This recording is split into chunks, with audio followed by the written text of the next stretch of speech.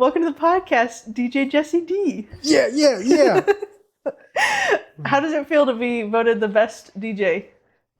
It feels great. It feels really, it's special. It's one of those things too, like your community kind of like comes behind you and helps, it's like pushing the legacy, but it's also this layer for me where I'm like, I just love being a part of the community, and like to be recognized is really special. Yeah. I love that. So that's awesome. What's the story behind your business name? I'm going to scoot back this way. Okay. Get comfortable.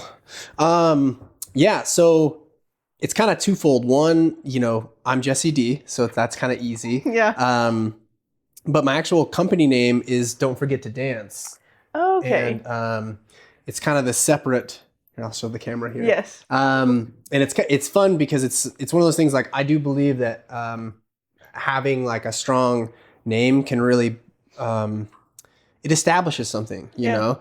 And so like the Don't Forget to Dance LLC portion of this is kind of, it's fun for me because this is now the expansion of kind of what DJ Jesse D is, but there's like, I have all these like all my little stickers and different things that are all like Don't Forget to Dance, or my email sign off is Don't Forget to Dance. And it's like these subtle ways of also saying like, this is a part of it, know? So nice. How did that part come about? A lot of bad names, a lot of just like not fun ones. I was like, nah, this one's fine. My wife, she cracks me up because she's like, just pick one, And I'm like, well, it's gotta be just right. Yeah. And Don't Forget to Dance was, it fit everything. And then of course, like there's a layer to it of being available, Mm-hmm. And now it's been really fun to like have that be something that I've now adapted as. Even like I have this like a sign off where I'll like leave a gift for my couples on their wedding table and the gift table, and I'll like handwrite a card and the whole thing, and then I'll sign it off like, wherever this life takes you, don't forget to dance. That's like sweet. Heart Jesse D kind of thing. Yeah. And it's, I don't know, it's special. I was gonna say, I've noticed that in your emails. Yeah. Like the little sign off at the bottom. Yeah. It's been fun. It's sincerely like, no, don't forget to dance. Yeah. Comma, Yeah. Nice. Yeah. I like that. If you weren't a vendor, what do you think you'd be doing? Oh man. That's funny. So I was an electrician before. Oh wow. So I'm a journeyman electrician. That's like a very.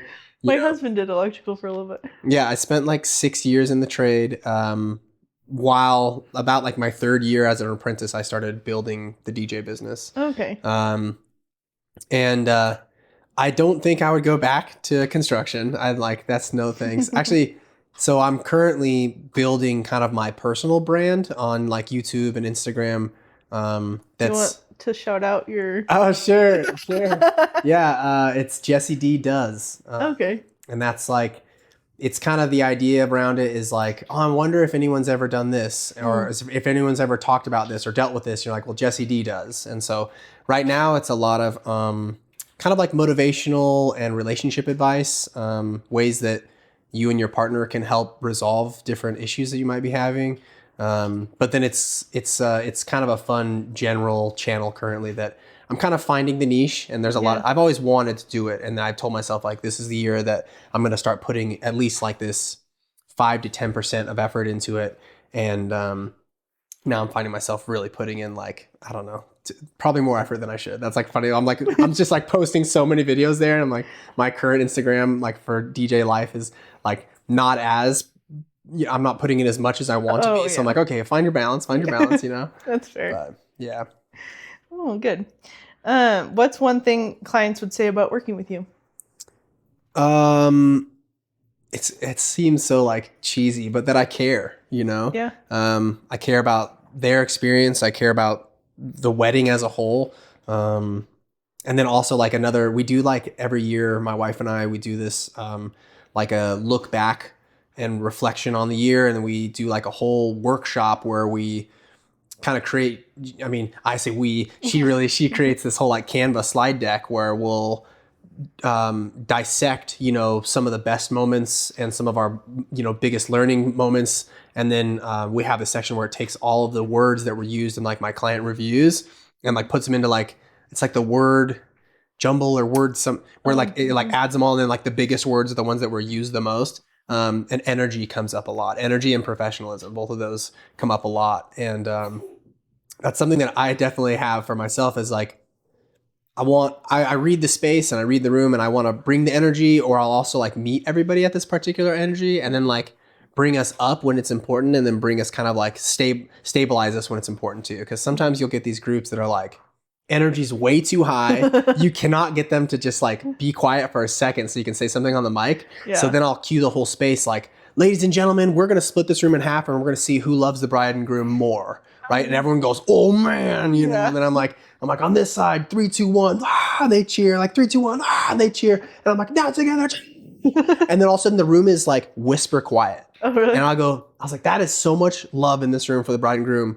Now, ladies and gentlemen, we're going to start toasts. Here, if you'll, up first is going to be the father of the bride, da da da. And it's like, but sometimes it takes that to like adjust the energy in the room. That's smart that you know how to like read the room in that aspect, and you know the, like, what's the word? Like solution. Yeah, totally. Like a technique or a tactic for sure. Cause it's so funny when it's so funny making it happen and like seeing it. No, it's usually the groups that are cheering so loud during ceremony. I'm like, okay, I gotta be prepared. Like these guys we're gonna get a little rowdy, and it's like, cause I love the rowdiness. There's something special about that too. Yeah. And like, I'm here to foster it. I'm not here to snuff it out, Yeah. So. Yeah. But you got to control it a little bit. Yeah, exactly. Yeah. Or guide it. Too much chaos, you know? Well, and that's helpful, especially like, as like a photographer, when you're trying to get like all the people together at the same time, then it's just like, I need somebody who knows how to do this better than Seriously, me. I know. Yeah. What does your dream wedding look like as a vendor? Dream wedding. That's interesting. My brain immediately went to like, the timeline looks like this. I'm like, well, that's a funny part because like really there's layers to this where when I'm having my like initial like discovery call or discovery meeting with a couple, I ask them about, what are the most important things. I always ask the groom first, like what's the most important thing for you for the day? And the groom will always look at the bride. It always cracks me up. He's always like, and she's like, you tell him, and so usually it comes down to like, they'll tell me, it's kind of these 3 check marks for me, where one is they'll say they're really excited to spend this time with their family all in one place. And that's like a, I don't know, something deep for me that's really satisfying about being in the industry. And then the next one is like, we want a big party. We want to have this big celebration and like, we just want to get on the dance floor. And then the last one is usually kind of this like curveball portion where something that's unique and special about their day or about something they want to do, or like, it always cracks me up when like thought I was saying about the groom, sometimes they have nothing really to say. They just go, happy wife, happy life, like something silly. And I'm like, well, let's say that she's happy. Let's say we're having the best day. What are you excited for? Mm-hmm. And like a groom a few years ago, he goes, I'm really excited to cut the cake. And I was like, okay, how do we make the cake more like bigger and more important? Yeah. And he's like, well, I don't know. I'm like, what if we cut the cake with a sword? And he was like, we can do that. I'm like, it's your wedding. We can do whatever we want, And so we had this whole thing where the mother of the bride didn't want that. She was like, no, like we're not going to. And I was like, I'm buying y'all a sword. Like we're cutting this cake with a sword. Yeah. And so sure enough, like the cutting of the cake moment happened and it was coming up and I announced it, everyone's set up. And I'm like, oh, where's the cutlery? And then I unsheath this big sword, and I like bring it over and he cuts the cake with a sword and they now have it hung next to their wedding photos. It's like a whole thing that for them, Yeah. And I think really, the ideal wedding for me is to make sure that like the couple is present. We're having a blast and energy is like consistent throughout the day. And really it's funny. It comes back to family dynamics. Like if the family is clocked in and present as well, like it's just like win, win, win, win, win. And like the dance party happens naturally when all those pieces are like plugged in and happening. So yeah, I think that answers it. Yeah. I didn't prepare this question, but I just thought of it. What do you do when a dance floor is just like dead? Ooh, dead dance floor. That's my favorite. So there's like a layer to this too, where like the pressure. So it's twofold. One, let's say you only have like a few people dancing and you play a song and it empties the dance floor, right? Then that's like, especially years ago, that was like, it would hurt your ego. Like you're like, oh no, I'm ruining the wedding. Like, no, like sometimes it's just a little too early in the evening.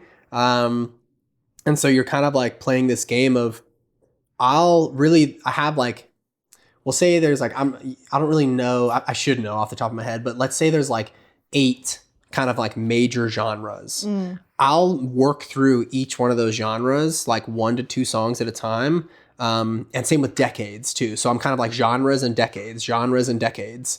And I'll see that 80s pop makes mom dance in the Mm. background. And I'll go, okay.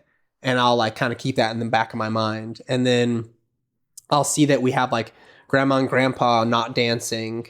And like, there's a layer to this too. Like, you also have to be aware, like, if there's like a walker next to grandpa, like, you're probably not going to get him out to the dance floor. Like, you know, you can try, but there's a layer to that too, right?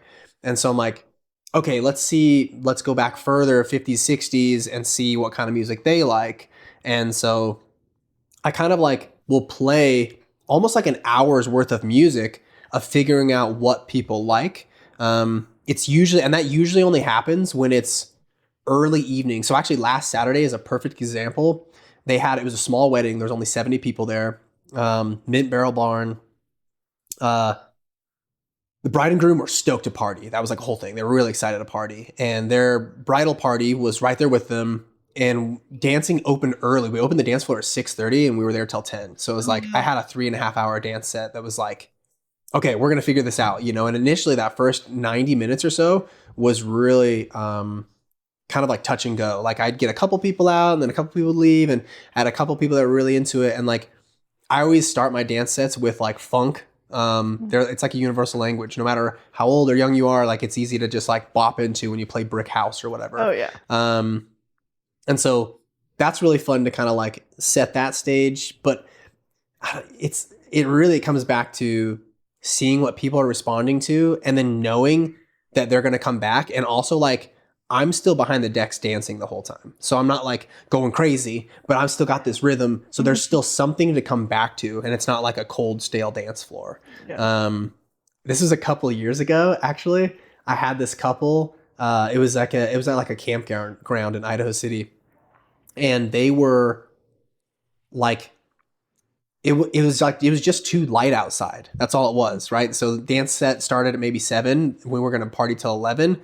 And from like 7 to like 8:30, nothing was working. And I was like, what is happening? You know, like, what am I supposed to? And so I'm, you know, like I said, I'm doing this genre and decades. And I finally find that they really love like that 70s classic rock vibe.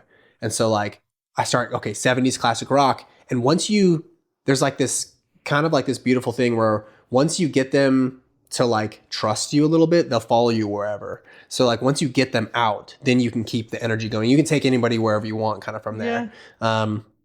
I got them out just a little bit to these sing-along classic rock songs. The sun went down, everyone got on, you know? And there's a layer of patience to that too. And kind of further on that along that, what I was saying a second ago was it's like the 3 rules of DJing almost. It's like, first, you have to get people to like you. So there's a layer to that where like I'm doing that from the moment I arrive, you know, like just being kind and personable and connecting with people. Then you get them to trust you, which is the same kind of thing. I'm doing that over the microphone. I'm doing that when I'm talking to people. I'll like walk up to a table of the guests and ask them how they know the couple, and they'll say, oh yeah, I know them from college or whatever, da, da, da. And then they go, oh yeah. And I'm like, oh, what song, you know, is there a song from college days that really like connects with you guys? And they're like, oh yeah, this song or whatever. And I'll go, oh, that's fun. Or they might tell me, actually, we did this hilarious thing years ago, and we sang this song to the freshman boys or what, I don't know, whatever, you know what I mean? And it's like that all of a sudden now I have like a really fun memory to pull from to then play that song later. But then, like I said, you get them to trust you, and then they'll follow you anywhere. And so that's kind of the idea, is trying to set the stage for people to be comfortable. And I used to say, like, I'm going to be the weirdest guy in the room, which like isn't necessarily the case, you know, but there's a layer to that too, where like, if I got the weirdest dance moves, then it's like, no one else should feel uncomfortable. You guys can come out and do whatever you want. And then I slowly realized over time that really I'm just keeping it warm back there. And like, when high energy, when dance floor's packed, like I'm dancing hard back there because we're all in it. Yeah. But like people are usually focused on, you know, the dancing or like the dance circles or on the bride and groom or like something like that. And usually like what's fun for me is usually it's me and the couple having the most like connection moments where I'll point across the room and the groom points at me and he's like, yeah, and I'm like, all right, cool. Like we're having a great time. Yeah. So There's much more of a science behind it than I ever even thought of. for sure. For sure. Yeah. Do you have a like I will not play these songs list? Or I mean, I do. yeah. I do, but I guess I have those songs, but it doesn't mean that they're not going to be played, I guess is the way to say it. So like if you just hired me for your wedding or for a party or whatever it is, I'm not going to play the Cha-Cha Slide or the Cupid Shuffle. They're not in my, like, I don't want to play them, I guess. Yeah. Do I understand that they work? Yes. So they're a tool. It's just a tool that's in the very like back of the toolbox, you know? Yeah. A last resort of sorts. Or like I had a mom come up to me and say, hey, grandpa knows the Cupid Shuffle. Like we love that. I'm like, you got it. Like that's a right away. Let's go for it. Yeah. But like if I have, I don't know, like if the dance floor is packed and we're having a wonderful time and like, you know, some just random person from the group comes up and asks for the Cupid Shuffle or Cha-Cha Slide, I'll say, maybe, you know, kind of thing. Like we might get there. Yeah. But a lot of the times it's twofold. One, I'm trying to think about the experience for the guests. And then two, like I'm also trying to remove my ego from it because just because I don't want to play it doesn't mean that it's not going to create memories and have like a fun moment for somebody else. That's fair. So that's something too where I'm like, like with this group, like especially if it's like a really country group that loves like line dancing, then we're going to play those songs most likely because they're just fun. They're easy line dances that everyone else can be a part of. Yeah. Because especially like if you're a group of 200, the bride and groom and their best friends, maybe 20, 30 of them, all line dance all the time, everyone else feels really left out. So that's where I'll like do some country line dances, 3 to 4 songs, Cupid Shuffle, and then we take us back to like feel good, you know, pop, hip hop from the 2000s and newer kind of stuff to then bring us back around. And then we'll go back to country line dances again because I know that that's what the bride and groom and her friends like or whatever. Yeah. So, yeah. I like that. What is the funniest or most unexpected thing you've ever had happen at a wedding?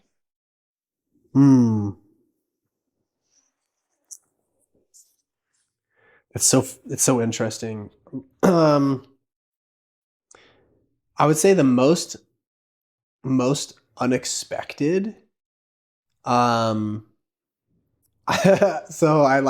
I don't like to do open mics, right? That's like a typical thing. People are like, we don't want to open mic. I'm like, yes, don't open the mic, please. Like it's so much easier for me to just go, this is the end. All right, cool, move on.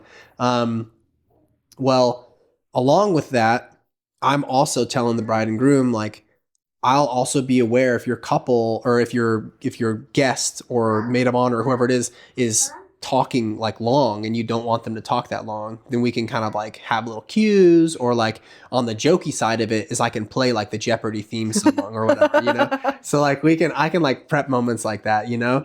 And so a few years ago, this is on, well, I'll do a negative one and a positive one. Okay. So a few years ago, I had a bride that, it was like one of her best friends and she got drunk really early. She'd been like really chaotic and just kind of aggressive and just like we could all feel that something was going on, you know? And so she had like the second toast and she's like, the bride goes, hey, like if you got to cut her off, you know, you just cut her off. And I was like, okay, cool. And I'm like, you know, ladies and gentlemen, give it up for so-and-so. And they come up and girl's giving her toast and like she just kind of keeps saying like the same like drunken phrases over and over again, like, well, you know, we didn't, and she hasn't said like anything concrete, right? And then she like looks at the bride and she says something like, I can't remember, we'll just say that the groom's name was like Michael or something. She goes, well, you know, me and Janessa talk about Michael all the time, you know, da-da-da-da. And I was like, start playing Jeopardy and mute the song or like mute her vocals. And everyone cheered, the whole group, everyone cheered. They thought that was like so great and wonderful. And she's like tapping on them. I was like, ladies and gentlemen, give it up for da-da-da, you know? And it was such a moment where we got to like clear that. Okay, move on. Yeah. And she was so confused because and I was like, nope, we're not going to let that go anywhere, you know? And then on the positive side, I had a bride or a groom. This was last year. They actually became some of my really good friends, and he's English, and so all of his family came over from England. And there's this particular English game show that has this like this clock, this like tick tock, and it's like, and then once it gets to the countdown, it makes like a ding ding ding ding ding. It's a very very specific sound that they all recognize. And he goes, if you could just like do that right when you're feeling like my best man's speech is kind of like coming to an end, so that we can like just put him on pressure. Yeah. It was so funny because the best man's like, you know, talking and he's giving his speech, and all of a sudden you hear click, clock, click, and he goes, it will. And then I just wanted to, and it's like, and everyone laughed and cheered. It was very silly. And like, and I got on the mic. I'm sorry I had to do it for you, bro. I was like, that was on Simon. Like he wanted me to do that. And like, they thought that was so funny. And it was, you know, that's moments like that are really silly. Yeah. It's funny because now my brain starts like, that percolation starts happening inside my brain. I'm like, oh, I have so many silly moments, but I think those are some good ones. Yeah. We can do another. Oh, sure. So this is one of like, I love big wow moments, two sides. So I don't love drama. I love the drama. So like make people wait. Yeah. Make people wait. So when the bride is, you know, waits 45 seconds into a song before she starts walking down the aisle, big fan. Make them wait. Like it's your day. Yeah. There's a layer to this. These guys are here. So good. I love it. Because that's the energy I'm here for. That's like, I love that. And so the drama is so good. Yeah. Yes. The drama, you know? And so it's the same kind of thing throughout all the moments throughout the day. How do we create that extra little bit of drama? So twofold, this is actually a really, this wedding, they just did it in such a fun way. So we're at Deer Flat, and there's kind of two main entrances that you can come in for grand entrance. And bridal party has entered. We have this big high energy moment for them. And usually what I'll do is bridal party will enter, and then everyone will cheer for them. And I'll like cut the music, and I go, now, ladies and gentlemen, we want to make sure to get a little bit bigger and a little bit louder for the bride and groom. You know, and if they have cloth napkins, because if they have paper napkins, then it doesn't work. But I'm like, grab your cloth napkins. You're going to spin them around your head like a helicopter, like energy. And everyone's like, woo, right? I'm like, all right, great practice. Put them down, right? So whoop, the whole room goes quiet, you know, all right, here we go. And then, so this couple in specific, everyone had come in from this entrance over here. Well, then there was this thing where like the bride and groom were like, we want to come in from the other side. Like we want to fake everybody out. And so I cue the song, and the song has this like kind of long intro. And I was like, ladies and gentlemen, Mr. and Mrs. And I was like, wait, where are they? And everyone goes. And then I was like, da-da-da-da. And then they come out the other side, and they both had like money guns. And so like they're shooting money guns, and the napkins are spinning, and like the highest energy. It was so fun. Yeah. And those are those moments too that I just like live for moments like that. And then we went right into like bridal party, you know, groomsmen versus bridesmaids flip cup. And so it was like went right into that like battle, you know, and the bridesmaids won by like one cup, you know, it's like a whole thing. I was like, oh, down to the wire. Like, yeah, that was very, very fun. Yeah, that was a blast. That one sits in my brain a lot, especially like the look on the groom's face when he came in, like it was so sick. It was so cool. Do you have like a preference one way or the other? Because I've noticed that people are starting to say like bridal party entrances are on their way out. Do you have thoughts on that? I'll say this a lot during like our planning session is if it sparks joy for you or if it resonates with you, then let's do it. If it doesn't, then why are we talking about it kind of thing? Yeah. And so if the bride and groom, and if you were to tell me, so if you say something like, we really want high energy, we really want there to be a lot of energy in the space, and like, then I'm like, I encourage bridal party grand entrance. Now, the portion of that I do think is going out is like the traditional, so the previous version, especially like 4 or 5 years ago, was very separated and very like, you do them, they'd come in as couples, and you do like a song per couple, or you do like a song for the bridal party, a song for the best man maid of honor, and then a song for the bride and groom.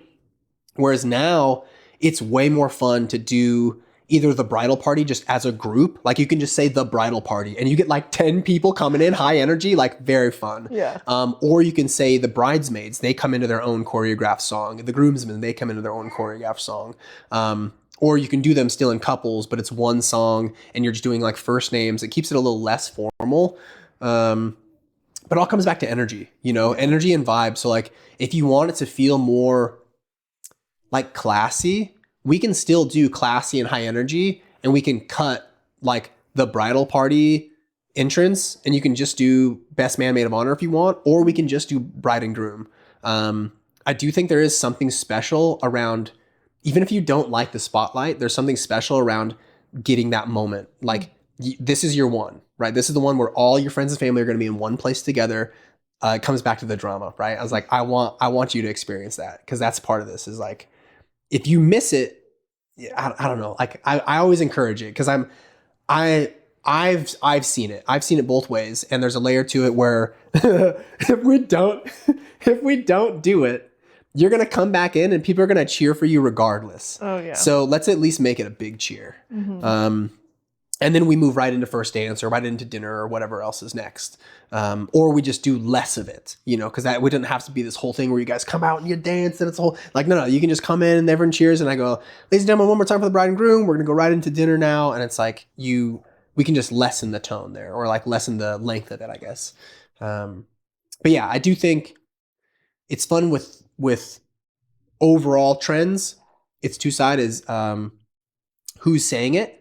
Because like for me, I don't like the Cupid Shuffle. But if my bride says we love the Cupid Shuffle, I'm not in that picture. Like, it's yours. Yeah. And so if industry vendors and wedding vendors are saying that they're getting less people doing their like bridal party grand entrance, are you pitching it less? Oh.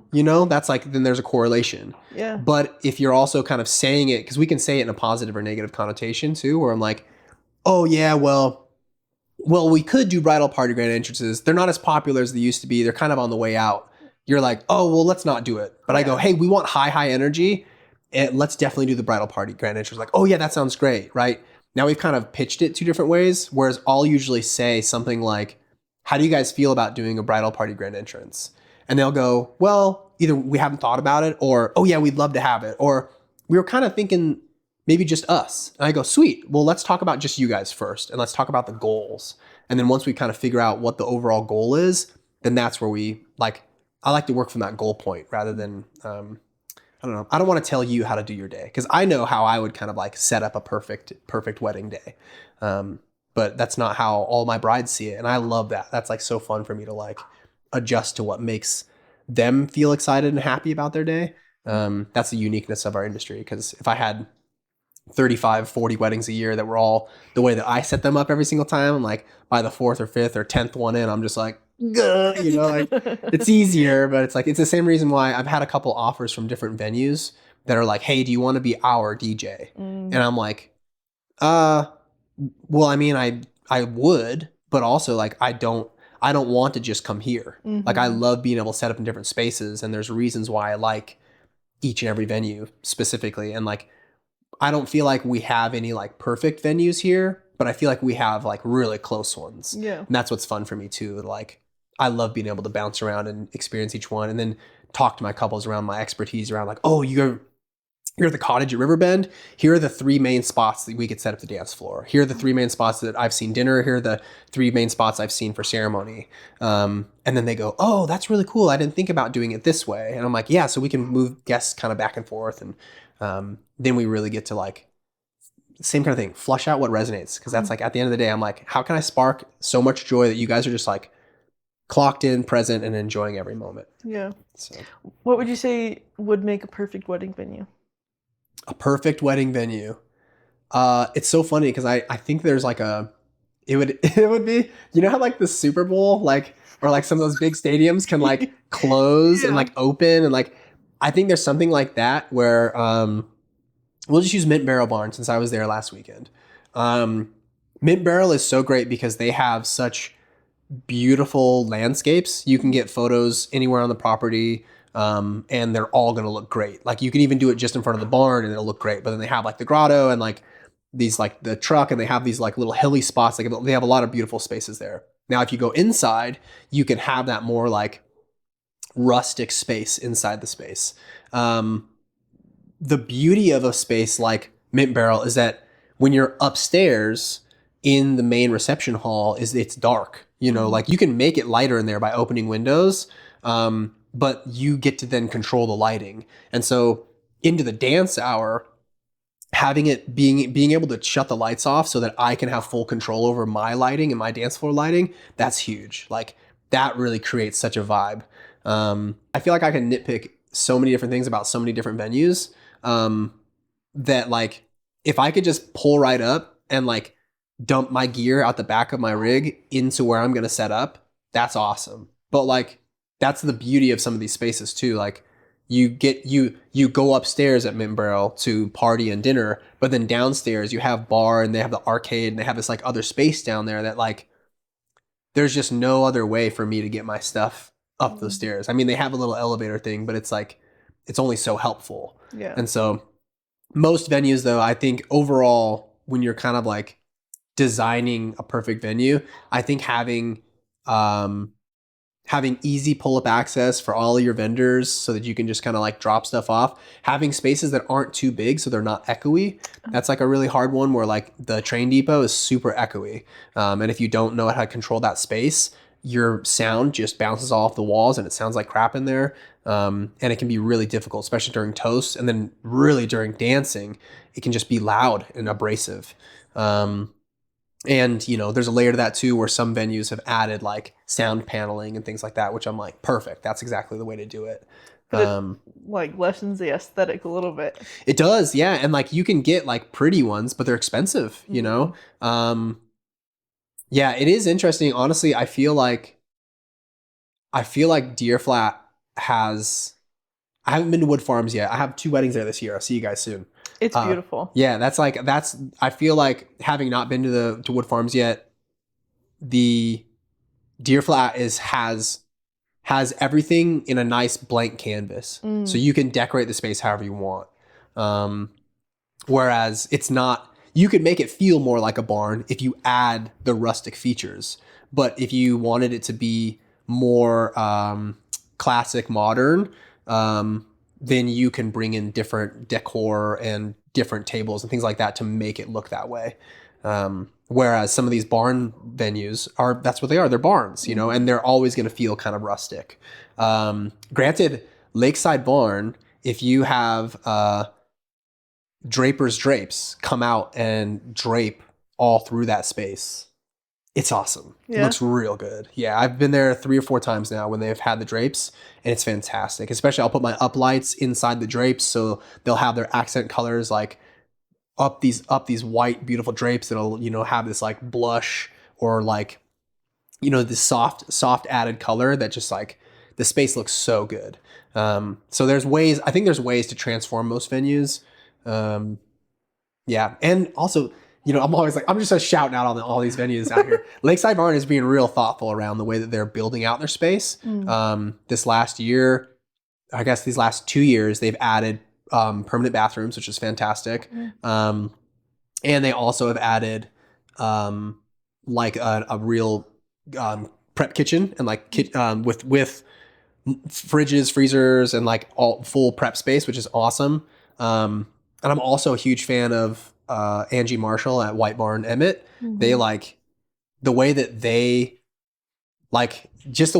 see the wedding industry and the space, and the way that they're complementing their space for brides and grooms, and like creating not only experience for the couple, that's awesome, but also like they also have a really sweet kind of niche space where you can take it wherever you want, you know, whereas the inside it's just white, so you can take it whatever direction you want to take it. More rustic, more modern. And yeah, now I'm like, are there any other venues? I don't want to forget about you guys. Like, you know, but I don't know. I love it. Like I said, I've been in the industry here for a decade. So I was telling Raina at Mint Barrel just last weekend that I got to go to that venue when it was dirt outside, you know, and it was like the stairs were like deadly, you know, like one of those things like as a caterer bringing these like 50-pound coolers up the stairs, like you're like, you had to watch your leg, and like they have if you're ever at Mint Barrel, you got to have her move the drape so that you can see the like Western scene on the back wall. And it's like that whole space used to be like Western themed. Really? And it was hilarious. It's like one of those things like, especially as we've grown through the years, it's like, no, this definitely makes way more sense as a non-Western themed space. But that was like the kind of the parents of the owners. That was the whole thing that was their vision for the space. And then now as it has evolved, it's become more modernized and updated, and things have changed, it's a gorgeous, like the entire space is fantastic. Yeah. Not to mention like Rain and the team, like you guys I just love you. So it's fun. That's a big part for me, is the industry, connecting with people and knowing that like we're all in it to be great team members together. Yeah. It's just a win. I love it. I'm a sucker for like a great team, and like especially when if a couple hits me up and they're like, they've got this planner that I love, this photographer that I love, this videographer that I love, this venue that I love, and I'm like, you have to book me. Yeah. I have to be at this wedding. I have to be a part of this, because this is like, you have such a stellar lineup that we're gonna all mesh perfectly together. And There's a lot of great vendors. Yeah. And I feel like there's not a space to recognize them. Seriously. Well, I mean, there's now. Well, Idaho Bride. Yeah. This is perfect. Perfect segue. Yeah. What would you say your favorite part of a wedding day is? Oh man. The dance floor. It's funny because like it's honestly, I'm a sucker for love. I love love so much.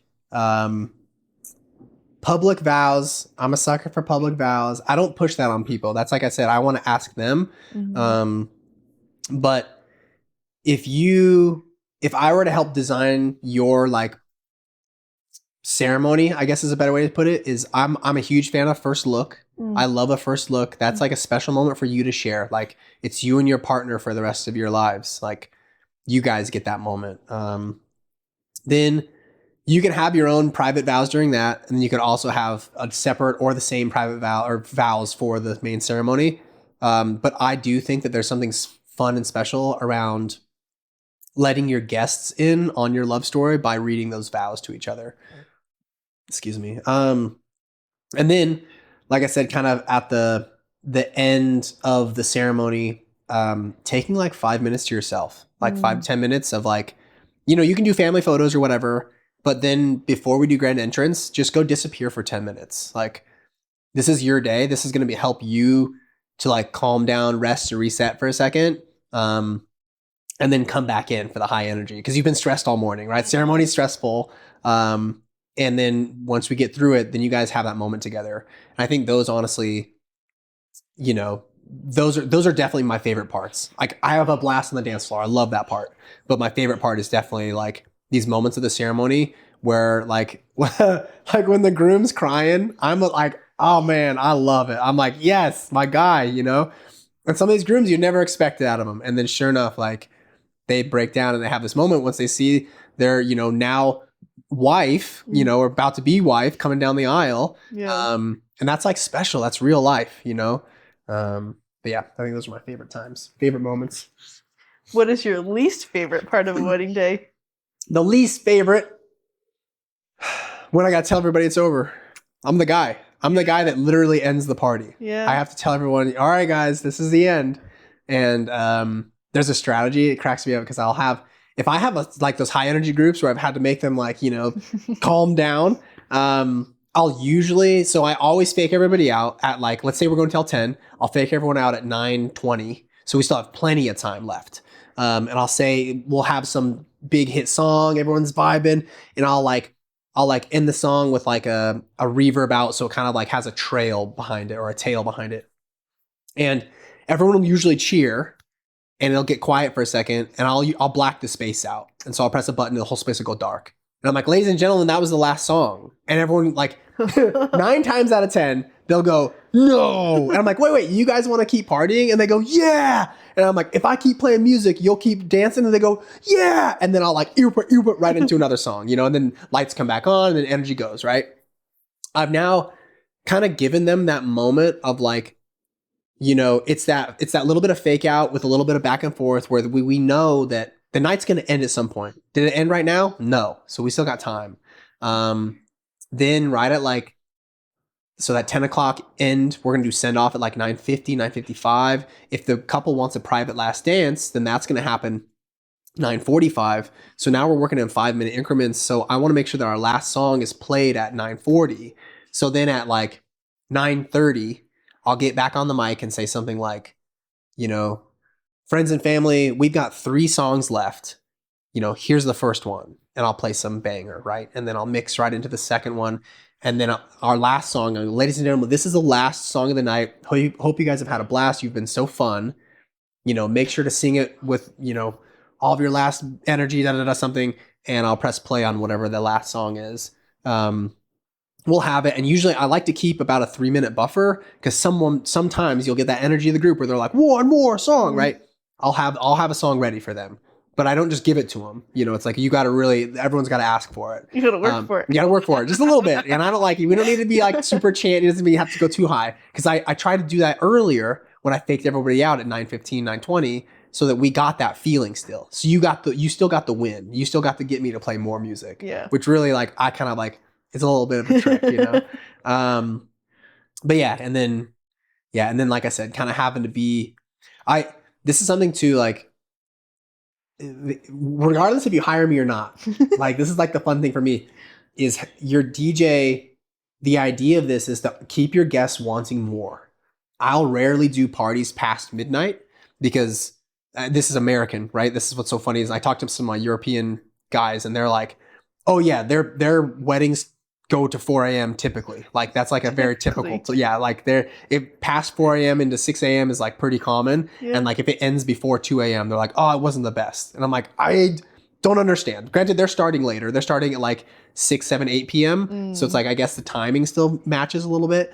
But I find that 11 o'clock is the sweetest spot. 11 p.m., you get that extra hour, you get that extra party, you get that, it's definitely going to be dark outside. 11 to midnight can always be iffy because people then have that 1 or 2 extra drinks that might take them into that kind of brownout zone where they start to lose it. And usually between the 11 and midnight, that's when I find most bottles are dropping on the dance floor or glass gets broken.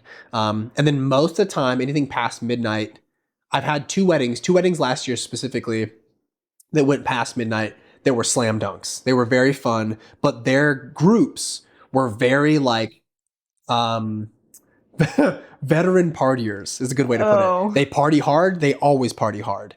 Whereas sometimes people are just going for it because it's a wedding night and we'll get to that midnight marker and it's just sloppy. Everyone's having a hard time. And I'm like, we don't want to get there. We want to get just, even 2 steps before that. So you're like, man, I wish we could keep partying. That's going to keep that memory locked in where you're like, we had such an incredible evening. Mm-hmm. Whereas all of a sudden it could go the other way where someone fell down outside the dance floor and we got to take them to the hospital. I don't know, something, you know what I mean? And it's you start to leave room for error on that point. Yeah. But yeah, having to tell everyone to leave that this is the end is usually that's for me where I'm like, sorry, this is the end, guys. What do you do when I assume it doesn't happen very often, but when you do play that fake out song and then they're like, yeah, whatever, it's done. I'm so glad you said that. It's so good. So that it happens. Like I said, 9 out of 10 times people are like, no. But then the 1 out of 10, and really, it's like a perfect. I would say I did 36 weddings last year, and I would say 4 of those weddings or so, they just go, okay, that's the end. And I was like, wait, you guys are just ready? We're ready for it to be done? And they're like, they'll look at you kind of have this moment where I'm like, I'll usually kind of troll the group a little bit. I'll be like, wow, you guys are done just like that, huh? And everyone will look at me like, what? I'm like, nah, we're going to keep partying. I just kind of let's keep pushing it forward. Because it's a layer to this too, where it's I don't expect them to kind of know that I guess I was joking, but it's also they're having a good time. And what I do find actually, more that I think about it, is it's a age demo. So if they're under the age of 25, depending on the group, they'll just go, all right, the adult said it's over, And I'm like, Like, no, I'm kidding. And like sometimes, because like I'll have that same age demo, and they're like the highest energy, and they're the first to look at me and just go, no, you know. I'm like, all right, cool, let's go. Yeah, that it definitely happens, and it is hilarious. And I remember like the first time it happened, where I was like, wow, just like that, huh? Like, I got more music for you guys. Let's keep going. And I had the song already ready for them, you know? Yeah. And it was fun for them to go, oh, shoot, all right, you know? And so, but yeah. Talk to me about live mixing. Are you a real DJ if you don't live mix? No, if you don't live mix, you're just a song selector, okay? Which is like, there's a layer to this. I want to say it's fun. The drama. I want to say, like, if you select great songs, you can rock a crowd. Yeah. Okay. There's no denying that. Mm-hmm. You could have your dad's best friend who owns a bunch of gear come out and select and make a fire playlist that he just kind of like plays songs through, or maybe even like take it a step further. He just has a great song library and he's reading the room and playing to the group. That's great. But if you're listening to the full 6 minutes of certain songs, if we get to the fourth chorus on songs, we're over it. Like, people are over it. They don't want it. Unless very specifically, like, Don't Stop Believing, right? People want to sing it. We want to sing along. There's a whole moment to that song where you can take it all the way to the end. Do you have to? Not necessarily. Do you have to mix in at the beginning of that song? Not necessarily. Like, there's layers to this that you can play and you can create high energy from that. But if you really like, on the DJ side, energy in is energy out. So the way to get higher energy is to take people's favorite parts of a perfect example is is Holla Back Girl, okay? Holla Back Girl, right? It's like, it's a 4.5 minute, 5 minute song. Everyone wants, you know, ain't no holla back girl. We want to sing a verse. We want to sing a chorus or two. And then they want the ish is bananas, yeah. Bananas, right? And that's it. You skip to it. You skip to it. There's a whole 2 minutes from the second chorus to that part of it. We skip to it so that you jump right to it, because that's what I want. That's what everyone wants. And then from there, you mix right into something else and you use the beat from both songs. You mash them up together, live mashup, live remix. Energy's high. People don't even know what's happening. And now we're listening to, I don't know, you know, Hips Don't Lie by Shakira or something like that. Like, it just mixed perfectly. It just happened. Mm-hmm.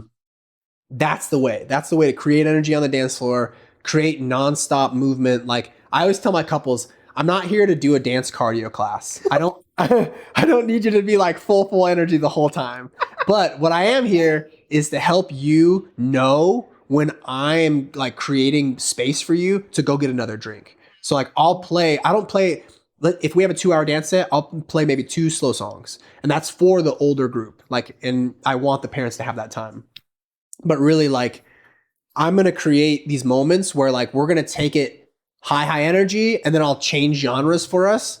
And if that's not your preferred genre, this is your chance to go get another drink, or have a moment off dance floor and chat with somebody or something. Yeah. And then I'll usually get you back by playing the most popular songs from that genre within 1 to 3 songs. So then all of a sudden I'm doing these like 3 to 5 song mini sets. And that's a part of this too, where it's like, if you're not reading the space, if you're not mixing the songs, like, you're missing out. You're missing out on what could be on the dance floor. And it's not difficult. There's 5 of us here. I could teach any 4 of these people to mix songs within like 15 minutes. I could show you how easy it is. Now the pressure comes when you're trying to decide, should I play this song or that song on the dance floor? And you're like, I just don't know. Is it gonna? You're like, sometimes you just have to go for it. Sometimes you swing for the fences and you miss and you just like you struck out, and that happens. And you have to be really prepared to like, I've had times where I'll strike out and I'll just like, no.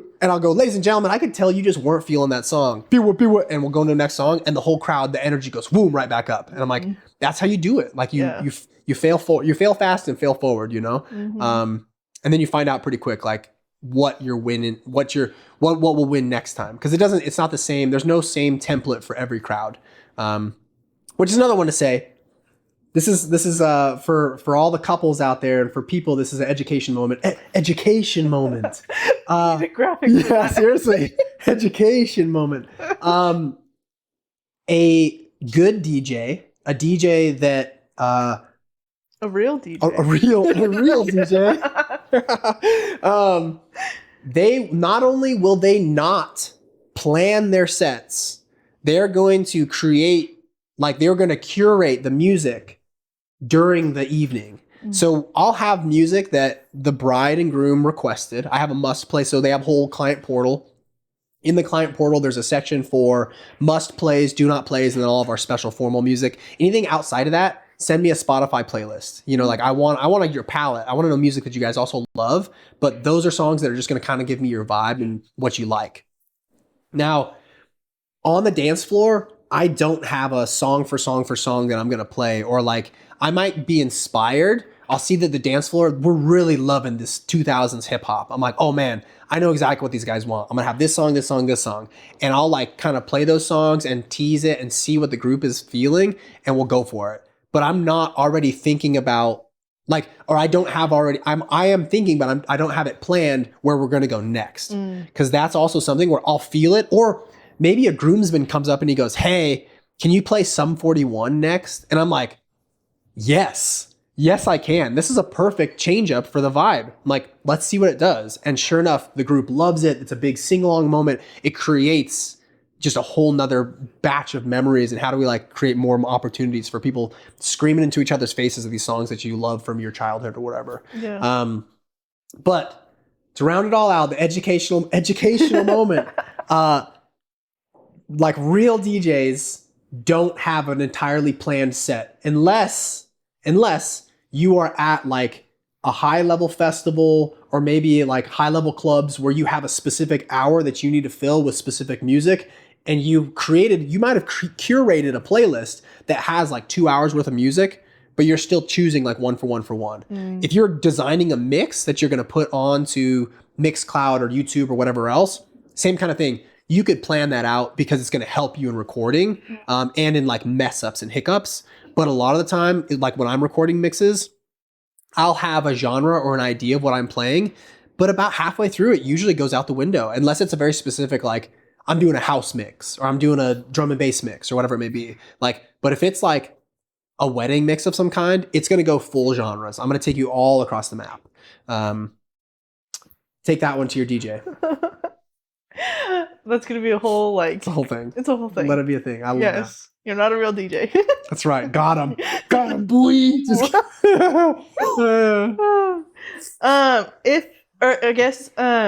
What's a common misconception couples have about DJs? That's going to be a 2-part question, because then also, if they're on the fence about hiring a DJ, what would you tell them?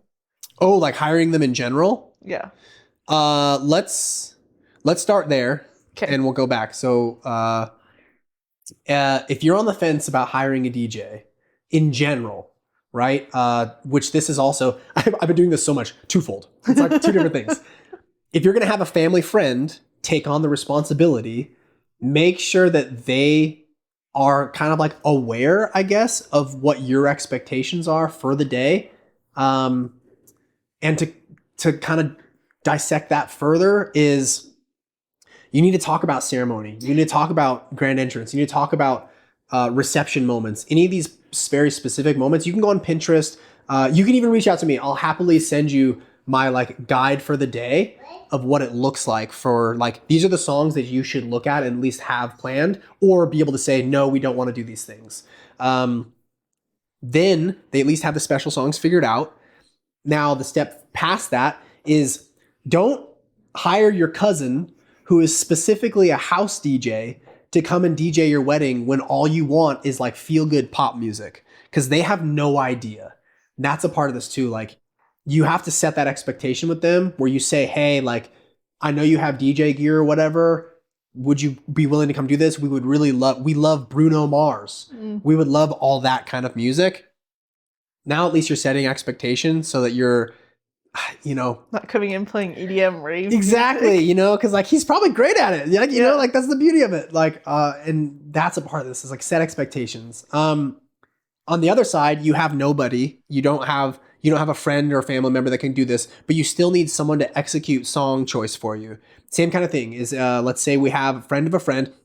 Please don't have your parents or your bridal party execute these tasks for you. Find like, it's always hard, but like find the husband or bride or partner to one of your bridal party that's still vested enough into the wedding, but they're not going to be stuck up there with you guys, so that they can still have access to be able to press play. It's stressful. It's what you're asking of them is very stressful. So be prepared for them to also be worried about it, but also, set the stage like, hey, it's okay if you miss the song by a second. It doesn't have to be perfect. They're going to want it to be perfect, but there's a layer to this where like, how much grace can you give to everybody?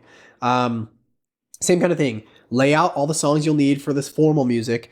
And then what I've seen honestly work the best for a non-DJ wedding is rent speakers or have a friend with big, like, at least you have to have enough sound to take over the space, but have like a phone that's accessible for everybody. And let everybody do it. You can do a Spotify jam, or you can just like let your friends come up and choose songs. It's very fun. It's high energy. It works. And you don't have to listen to the songs all the way through. Tell your friends that. Like, tell them, hey guys, like the dance floor is open. Let's party together. And like, you guys all take a group shot or whatever that looks like. And then like come on to the dance floor and you listen to 3/4 of a song and then change it. Like, it's okay. There doesn't need to be like sequence of mixing. Just let it be song. Like when you're done and bored with it, move on, and like let your friends feel like they have access to do that.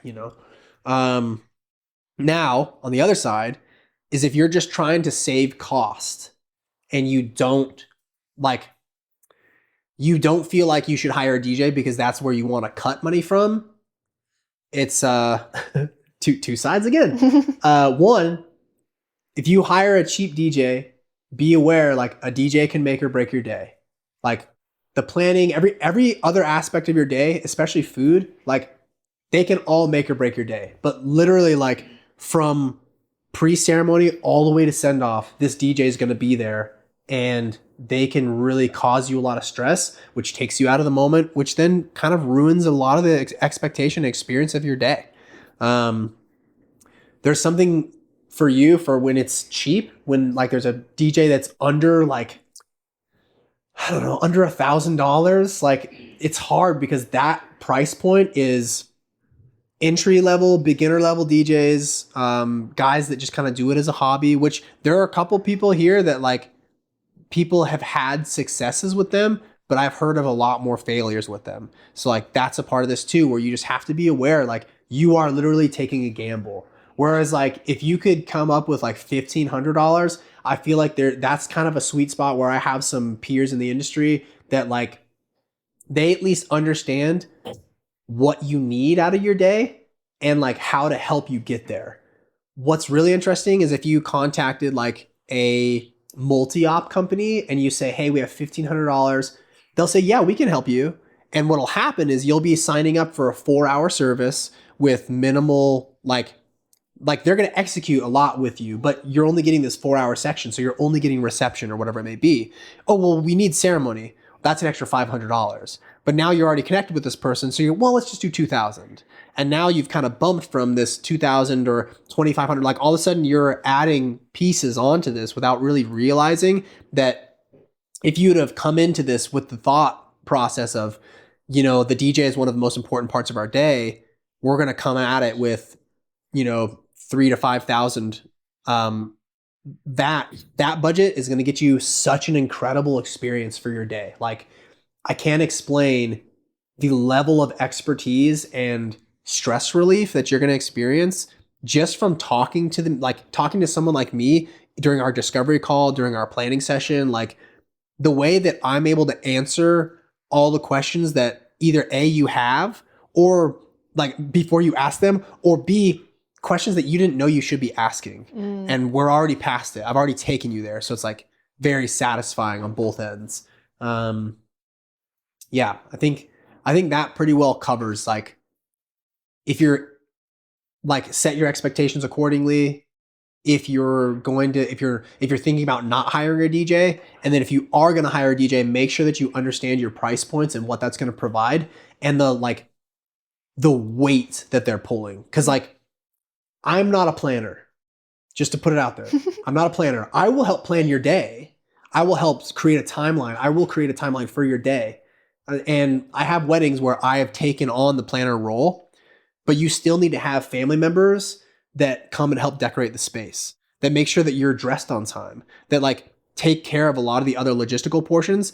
Can I manage your bridal party and your guests from pre-ceremony all the way to send off? Yes, I can. Do I prefer that? No. I love having the planner with me. Like when we're a solid vendor team, we're all able to be that much better at our jobs. That's like the beauty of the game, really. Yeah. I have a wedding that they just booked me a few weeks ago. It's a backyard wedding. They're fun. They're really high energy. I'm really excited to party with them. But they're doing some kind of low cost rentals. They have like a decent catering service, and then like they have a friend that's a photographer, and then it's me, and like they paid me full price, and it's like I know that I'm the most expensive part of their day, but it's because they knew that that investment is going to help make everything else work for them. Yeah. Yeah, I think that covers all that. And what was the other one? What would you say a common misconception couples have about hiring a DJ or just DJing in general? Yeah. Kind of like what we just finished talking about, the playlist stuff. Yeah. That's a funny one. People come up to me during dancing especially and go, so like, I don't know what your playlist looks like, or whatever, or like, oh, this is a great playlist. Like, did the couple give this to you? And like, there's always that. I think this could also just connect right back into the DJing and mixing portion. But if we wanted to take it a step further, is not all DJs are MCs. That's a big part. For the people who don't know the difference, do you want to explain? Yeah. So DJ, music, primarily music side. If you take the MC portion out of it completely, they are not going to get on a microphone at all. They're only going to play music for either specific moments or for your dance floor. The master of ceremonies portion, that's the guy that's on the microphone or in front of your guests, kind of guiding the day, guiding it not only like with this like air of authority and like love and kindness and like creating this trust, but also like helping people feel comfortable with what's going to happen next. Something that I tell my couples a lot of the time, something that I deliver to your guests and to the couple is, if something happens in our brains where if you don't know what's coming up next, you're wondering about it. You're like, oh man, ceremony has ended. What do we do now? Yeah. And it's like, that's the part where I will get in front of all your guests and say, ladies and gentlemen, cocktail has started. It's going to be over in this area. And then in about an hour, we're going to do grand entrance. I'll be sure to let you all know, like when that time comes, and then you're clear to go kind of thing. It's beautiful. Now the lizard brain gets to shut off. You get to go have a drink. You get to connect with your friends and not think about it. Yeah. I always say like, if your guests are fat and sassy, then we're doing great. And like, that's it. Like, have a drink, have a snack. Everyone's just like chilling, enjoying time together. You're fat and sassy. We're doing wonderful. Yeah. And I say that so many times throughout the day, especially to the couple. I'm like, everyone in here is so fat and sassy. And you're like, it's a win, So yeah. Really, that master of ceremonies portion is so huge. And there's, ask your potential DJ if they will do the master of ceremonies or MC portion of the day throughout the entire day. Because there are DJs that do like mic work during the dance floor, which is fine, but it doesn't mean that he's going to also get up and like release tables, which this is there's so many deep dives on this, but just to kind of keep it fairly surface level, I don't like to release tables over the microphone. I think it's kind of cringe. I'll go to each table specifically and like put a hand on someone's shoulder and say, hey guys, you guys go ahead and get some food. And like, we're now, not only am I like not getting on the ladies and gentlemen, table 13, like that doesn't happen. It's not a thing. Right. But also I'm creating now more rapport with those tables. Those tables now got to see me come up, chat with them for a second, and then tell them they can go to dinner. That's the best part. It's beautiful, right? I could go eat. That's exactly it. I know. We have a whole moment together, you know? Yeah, it's really fun. Yeah, I think that'd be a really good one for that, for just to be aware. DJ and MCs, they're two different things. And they can be the same person. That's the whole thing. Like, I provide both of those services. And I have a lot of peers in the industry that provide both of those services. But you got to ask. Got to make sure that they do.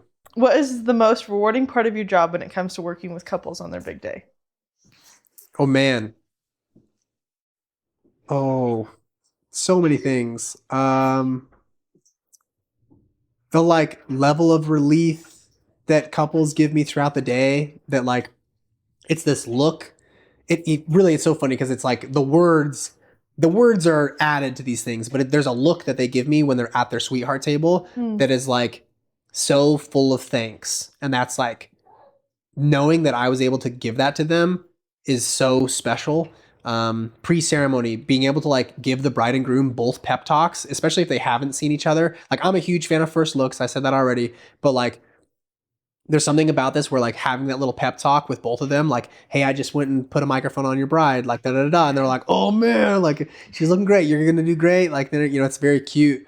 Um, and then at the very end of the evening, I'll usually put my arms like around the bride and groom and say something like, well, did we do it? Did we do this dang thing? And they're like, yeah, we did. And we're like, heck yeah. And we get some big hugs and then we go right into send off. Mm. And like, that's the moment. That's Yeah. that big win moment where I'm like, mission accomplished. And I don't know. I think that's why I keep coming back to this industry and why it really keeps me here. Is because it comes back to like loving the love and loving being able to give that gift of presence for people. Yeah, it's special. One thing that you keep coming back to is I love how cognizant you are of the fact that you're creating memories for people. Hmm. I think that that's really important to highlight because a lot of people are just there to do a job, but you are aware of the bigger picture. Yeah. That's very important. Yeah, thanks. That's fun because I actually that's a like I think on my business card or on my website, my business, it says like crafting Sonic adventures and like curating memories, and like that's a part of this too. Like Yeah. I don't know, there's something. It's so simple. Like to me, it seems so simple. Like our ultimate mission is. I'll actually say this. I say this to the guests pre-ceremony. So right as the ceremony is about to start, is I'll say, ladies and gentlemen, the bride and groom would love it if you would give them the gift of presence today and keep your phones in your pockets for the ceremony, right? And that's a whole thing where we don't want phones in the photos and the whole thing. All this photo video team, they're going to take care of that. But like that gift of presence is also what us DJs are, I guess, hopefully, giving to their couples. Yeah. Yeah. So on the flip side of it, what's your favorite part of working as a vendor in the industry? Oh man, the camaraderie. Mm. I love the camaraderie. I love like being able to laugh and enjoy like the stupidest things, with your vendor friends. And outside of it, because like, I'm a business of one. I work at home. Unless I go to these like meetups for other vendors, like I don't really see them unless I'm at weddings. And so like that's something for me where I love the camaraderie. I love to also like pick people's brains and yeah, and there's like something special around the friendships that it's really brought me. I have a few friends very specifically that just like they support me so heavily on like social media and things like that, and they're just like vendor friends that I've gained along the way, and that's like really special. It's like your version of a coworker. They really are, and I get to see them like at the entrepreneur hour that we have that Capital Occasions puts on like that first Thursday of the month, or now like Rags Photo and Pro Photo Box Jason, they're now putting on like an evening version of that starts in March, I think. I think she told me about that. Yeah, so now it's another version of that too, which is same kind of thing. Like having time together outside of weddings, it's fun for us. It's a reset that we all get to be a part of, So I think that the vendors in Idaho are truly amazing. we're fun, right? Yeah. It's like everyone likes to have fun and like a good time, and we're very welcoming. I've had a couple different vendors move from other places, and that is a whole thing that they've told me that from these other states or cities or whatever, that it can be really cutthroat or it can be really like closed door. Like they just don't. You're either you're in with them or you're not, and Yeah. and if you're not, you really have a difficult time. Yeah. And that's something where in Idaho where it's like you might have just moved here and you're wanting to be a planner or whatever, and it's like you come one of these entrepreneur hours and everyone would go, cool, well, these are the people you should talk to, and like here, chat with us about this or that. Yeah.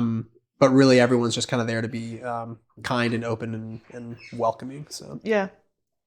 And that's huge because there's so much work to go around. There's so much. There's no reason to be like, no, we don't want you. Yeah, I know. Seriously.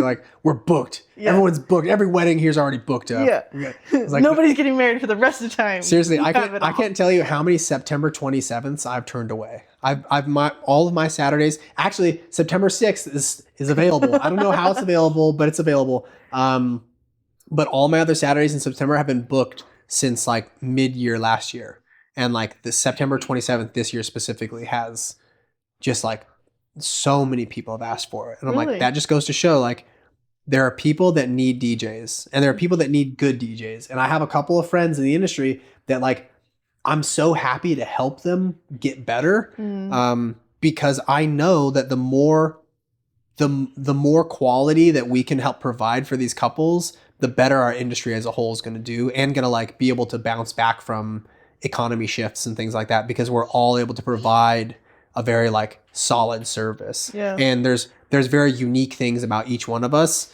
And that's something too that I really embrace around, like, I provide a lot of really unique services that my peers don't. And that's like something too where I'm like I'm very aware of it, but I also tell them like it's not that hard to take the next step into something else, or to add another additional service, something like that. So well, it's nice to have that like little bit of push to just make you better. Like when there's no competition, or there's no like sense of competition. I don't know if that's the right word, but there's no sense or there's no feeling of needing to be better for your clients and customers. Totally. Yeah, you're kind of like at the top by yourself. You're like, neat. Yeah, like good for you. Like, I know, like, not to say I'm at the top, you know, like there's a layer to that too, where I definitely am in with like our premier DJs here. And that's really fun to be able to say, and that to know also that I have these other DJs that are up in this kind of this top tier with me, that we provide this really, really high level of service,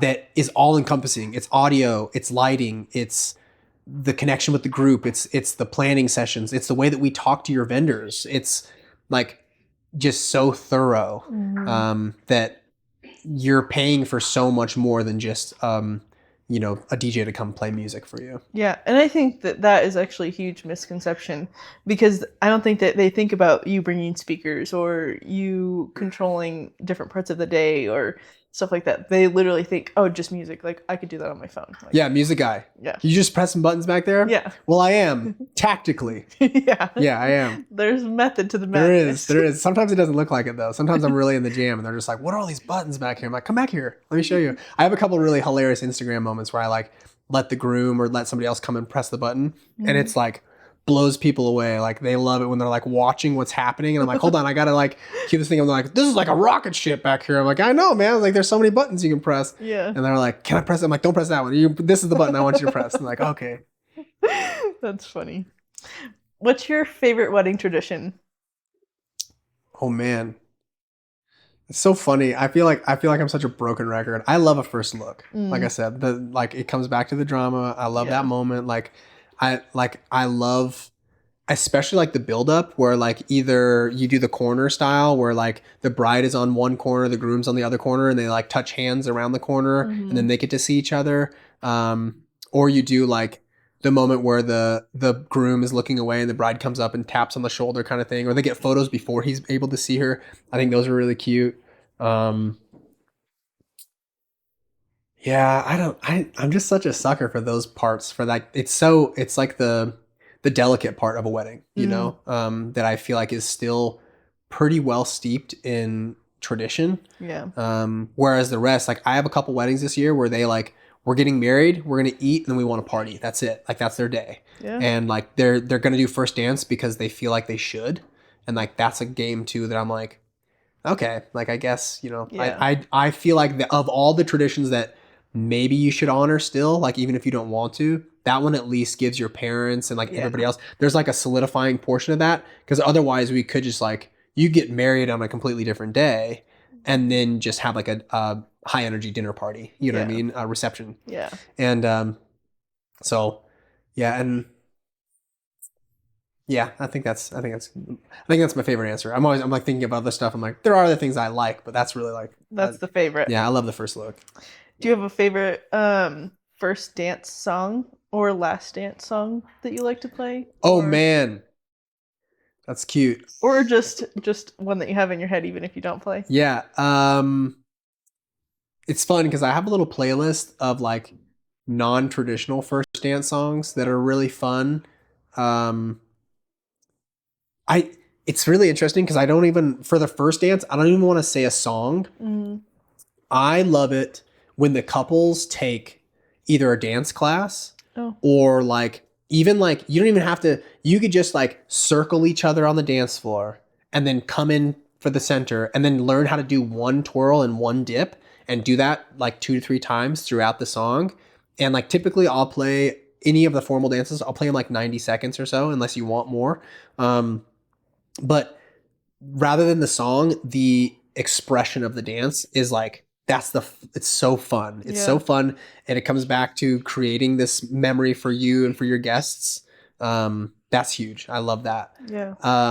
The last song of the night, there's 3 that come to mind. One is Take Me Home Country Roads. Oh. So that one, multiple times now, I play that song and the group is singing along. And like, I didn't, honestly, before I was a wedding DJ, I knew about the song. I didn't really know it. And like, now I know it pretty well. Yeah. But we sing it, everyone's singing along. And then I'll have everyone like put like arms around each other. And then I'll like the song will end and I'll go one more time for the bride and groom and I'll lead everybody through singing. I'll take me home and everyone starts, or, country road. And then everyone starts singing it, and it's this whole thing where we sing it and then ladies and gentlemen, give it up one more time for so-and-so. Right. And that is very fun. Share, believe.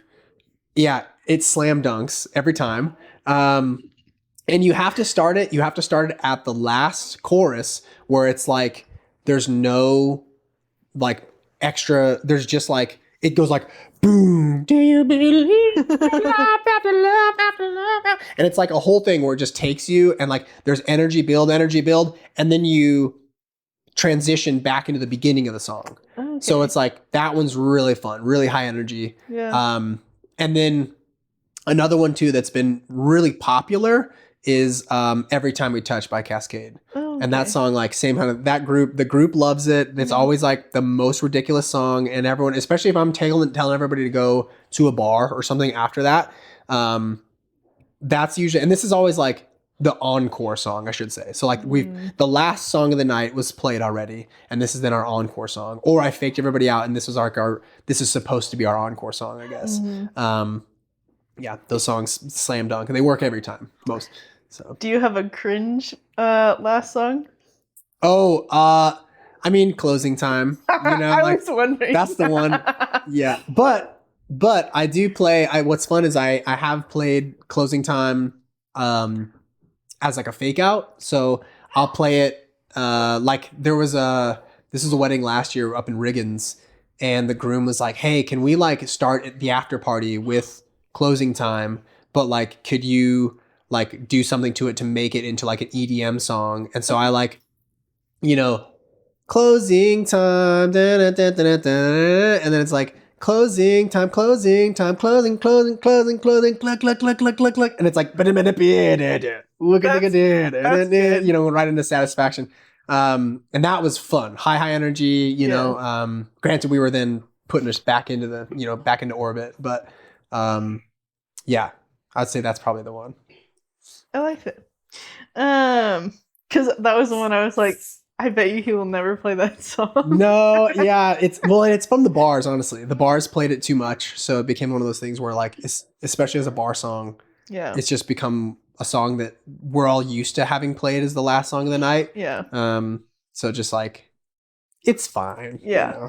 I used to work at I won't say what it was, a bowling alley restaurant, and that every night That's what they Yeah. would play. That's the song. Yeah. That's the one. I'm like, oh my god. It's the cue, and you're like, okay, like we know it's the perfect get out, Yeah. And Leave. now if it was me, I would put on like JoJo, leave, get out, get out, it's the end of you and me, like Yeah. that's the one. I'm like, get out. Yeah. Yeah. That that would be much better.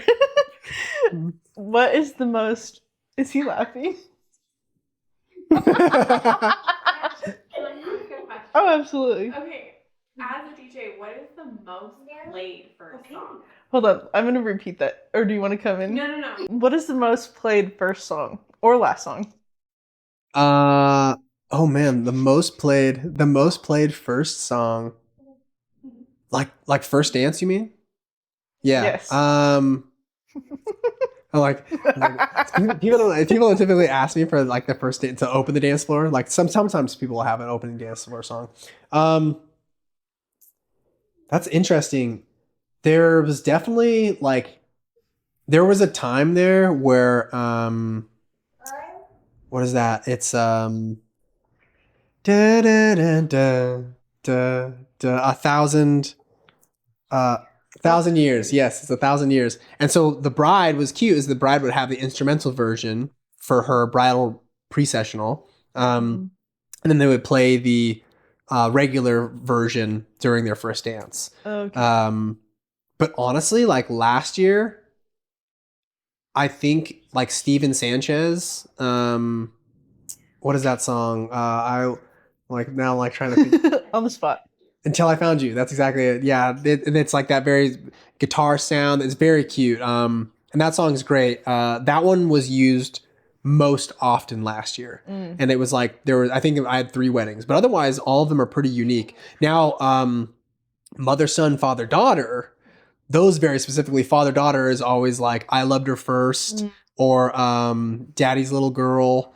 Or My Wish is always My Wish for you, always like that one. I every other wedding that's one of the 2 songs. And then for the mom one is that I can see her name in my brain, but it's like the mother. It's like I need to look at it. It's like it's like Leanne something, and she is Leanne Womack. Womack, that's exactly who it is. I Hope You Dance. I Hope You Dance. That's exactly the one. That is so Leanne Womack, I Hope You Dance. That's like the mother-son dance song of the last since I've been doing this for 6 years. Like almost every 1 in 5 weddings they're using that song. Really? Yeah, for the mother-son dance. It's very interesting. Yeah. And then like the most requested last song. It's usually Closing time. I'm just kidding. It's usually something high energy. So like they'll usually say like I had like a Mr. World, like Pitbull kind of songs, it's like something like that. Or like I always encourage them, like, if you have a song in your mind, tell me. But if you don't, just let me choose. I'll choose one for you. It'll be great. Yeah. Because I'll read the room. I'll read the space, and I'll know like, oh man, this group's really been loving X genre and X decade. Let's play a song that's right in the middle of that. That's going to really slam dunk them. Yeah. Yeah. What is the most rewarding feedback you've received from a couple after a wedding? I think it's fun for me because I definitely love hearing like the lasting effects. So like I have a lot of couples that I'll run into them on a daily, like simple, out the grocery store kind of thing. And they'll be like, oh man, like our friends are still talking about that party or still talking about our wedding. And that's really special. Yeah, I think that really kind of encapsulates it, is the memories. Like, I don't know, at the end of the day, that's all I want to give people is that moment. And it's funny because when you look at reviews, like they can be like, I have some couples that are like, they really sat down and thought out their review when they wrote it out. And then I have some couples that were just like, he was incredible, like hire this guy, And so reviews can kind of be interesting too, where it's like, energy and professionalism and the experience and like his thoughtful and the client portal and all these things. But like, if you can just tell me, if a couple were to tell me that like it was their perfect day, then I'm like, that's the win. That's the win right there. So yeah. What is one of the most challenging wedding day situations you've handled?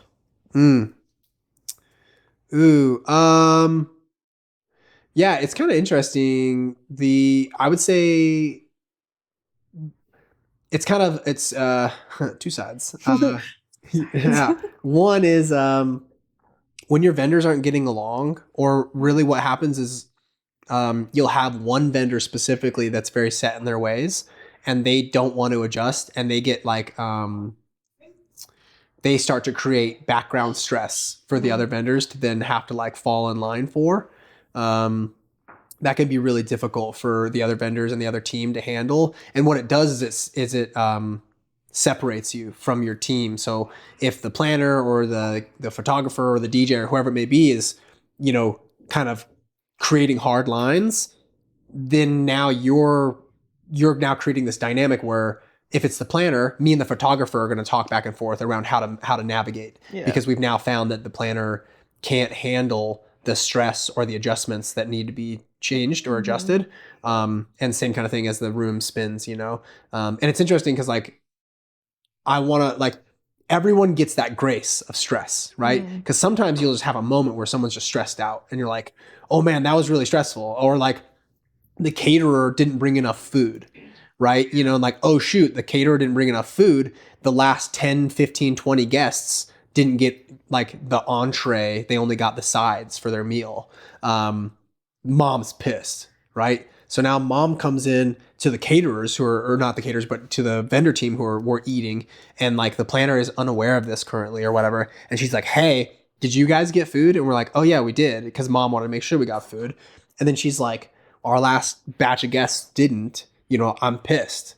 And then the planner, an entry level or a like non-veteran would go up to the caterers and maybe be a dick about it and make a whole thing in a scene right then and there. There's nothing they can do about it. The food's already there. It's either there or it's not. Whereas like I've had some of my favorite planners go, okay, I'm going to go talk to them. I'll come back and talk to you. Okay. All right, cool. And then they go chat. They find out that head count was off or whatever it was. They figure out whatever the issue was. And then they go, what can we do about it now? And if there's nothing that can be done about it now, then it's like something that comes back in the form of a refund or something like that. Whereas at least that portion of it like makes it so they're able to then assess back with mom and say, hey, looks like, it was their issue. I'm sorry that this had to happen on the day. Hopefully those people got enough food, something like that. And now that needs to be navigated after the fact, but the planner is going to help follow up with that. Yeah. And also family dynamics. That's like always a hard one to navigate, is if you have family dynamics that are just like iffy, or it's so like some people don't understand, whether it's like, I've never had a bridezilla. Okay. I've had plenty of mom and dadzillas though. Yeah. Where they're just like, it's our day. And I'm like, no, it's not. Okay. Like you might have paid me, but I work for the bride and groom. I tell the couple that, especially from the beginning, especially if they're young, if they're like in their early 20s, I'm like, hey, listen, like I know parents are paying for this, but you guys have the final say in everything. And like, let's try to be considerate of them. But also like, if you don't want to do the mother son dance, you should definitely talk to mom about that. But like, I'm not going to force you to do it. Yeah. Because then it just gets awkward. It gets awkward and it's weird. And the groom isn't like, there's layers of this too, where like, my mom and I have never liked each other or whatever. And you're like, well, then why are you going to do it? Yeah. And like, that's a part of it too, where it's like mom's ego can't get out of the way. And I'm like, it's things like that too, where it's hard because I'll kind of stoke the fire sometimes when we're in these planning sessions, if mom's there especially. And I'll like say to mom, like, whose wedding is this? And like, you see the look on their face, like they get all red and they look at me and I'm like, look at the bride. And I'm like, well, and then like we have a moment where we like, you guys should chat about this later. I was like, but also this is important to consider, like where are we going to find the happy balance? Where are we going to compromise? Yeah. Well, it's good to talk about it in advance rather than like on the day. That's exactly it. You know, be prepared around it. But yeah, I would say family dynamics is really can be really complicated. And my couples are really good around telling me if like, yeah, so these family dynamics are really weird or whatever. So just be aware. And then I'm kind of like, I'll have that in my notes on my iPad for the day that I'll be like, okay, so it looks like the groom's in-laws or not in-laws, but like his brother and his sister, like these particular portions of his family are like, just like extra, or they can be like really weird, or they have big egos or whatever it is. And I'll make sure that like, so do we want to like honor that, or we want to kind of suppress it, or do we want to like sidestep it? Where are you guys at with that? And we'll navigate that pre-hand as well. Yeah. So that I can make sure like, I had a wedding last year where we had 3 toasters, the bride and groom specifically. They wanted these 3 people to speak, and that was it. Toasts had ended. We're now moving on. The father of the bride, or no, it wasn't the father, it was the uncle of the bride, came up to me and said, hey, my brother, another uncle, wants to give this speech. And I was like, sorry, man, like we're over, speeches are done, we're moving on, you know? And like, as that's also part of my job to take that gate. I'm the gate, you know? So it's like, you don't just get to come through me and grab the microphone or whatever. Yeah. We have a timeline for a reason. So what ended up happening is then like dude's son came up. It was really funny. Like, it's really interesting to see like a grown, like 40-ish, 50-ish year old man, like pout, you know? And I'm like, I don't understand what we're trying to accomplish here, you know, but he's over in the corner pouting far away from the dance floor. We're in now like dance time. Okay. Yeah. And his son has come up and talked to me at some point, and I was like, guys, I'm so sorry. Like, we didn't talk about this ahead of time. There was no time made for this. So time has passed. Like, have him leave that in a note for her or read it to her tomorrow. I'm like, there's still other ways that you can get the speech across rather than having to come up and like read it in front of everybody. Yeah. And so, father of the groom comes up to me and says, hey, or it doesn't really matter, but you know, father of one of my couples comes up and he goes, hey, my brother really needs to read this speech. And I'm like, well, now this is now a VIP, right? Now he now has some pull. So I'm like, okay, well, I'll make time for him like right after this song or whatever. Song ends. I'm like, ladies and gentlemen, we have a speech from the uncle of the bride. And he comes out, and all of a sudden it's like he had a realizing moment that his ego was getting in the way. And he goes, I had this whole speech planned. He's like, you know, I'm just going to put it with your gifts. Da, da, da, da. I'm so sorry. Like, no. Like, and I was like, this guy, it's like, come on, boy. Like, where was this hours ago? Yeah. He's been having people hound me all night, you know? And it's like, that's the kind of thing where I'm like, get the ego out of the way. Yeah. 'Cause it's not your day. Right. Now on the flip side, that's exactly why I love weddings the most, is because you have the couple is like our guiding force. You know, if the couple's having an incredible time, everyone's going to have an incredible time. And that's why I like to do weddings the most, is because if you go to a bar, you know, we're as a group, we're a unit, we're partying for ourselves. Every single group in there is partying for themselves. Whereas when you're partying at a wedding, it's 200 people all backing these 2 people, which is the energy is very like, fun. Very fun. We can aim it right toward this like peak space. Yeah. But yeah, navigating some egos can always be interesting. So. Yeah.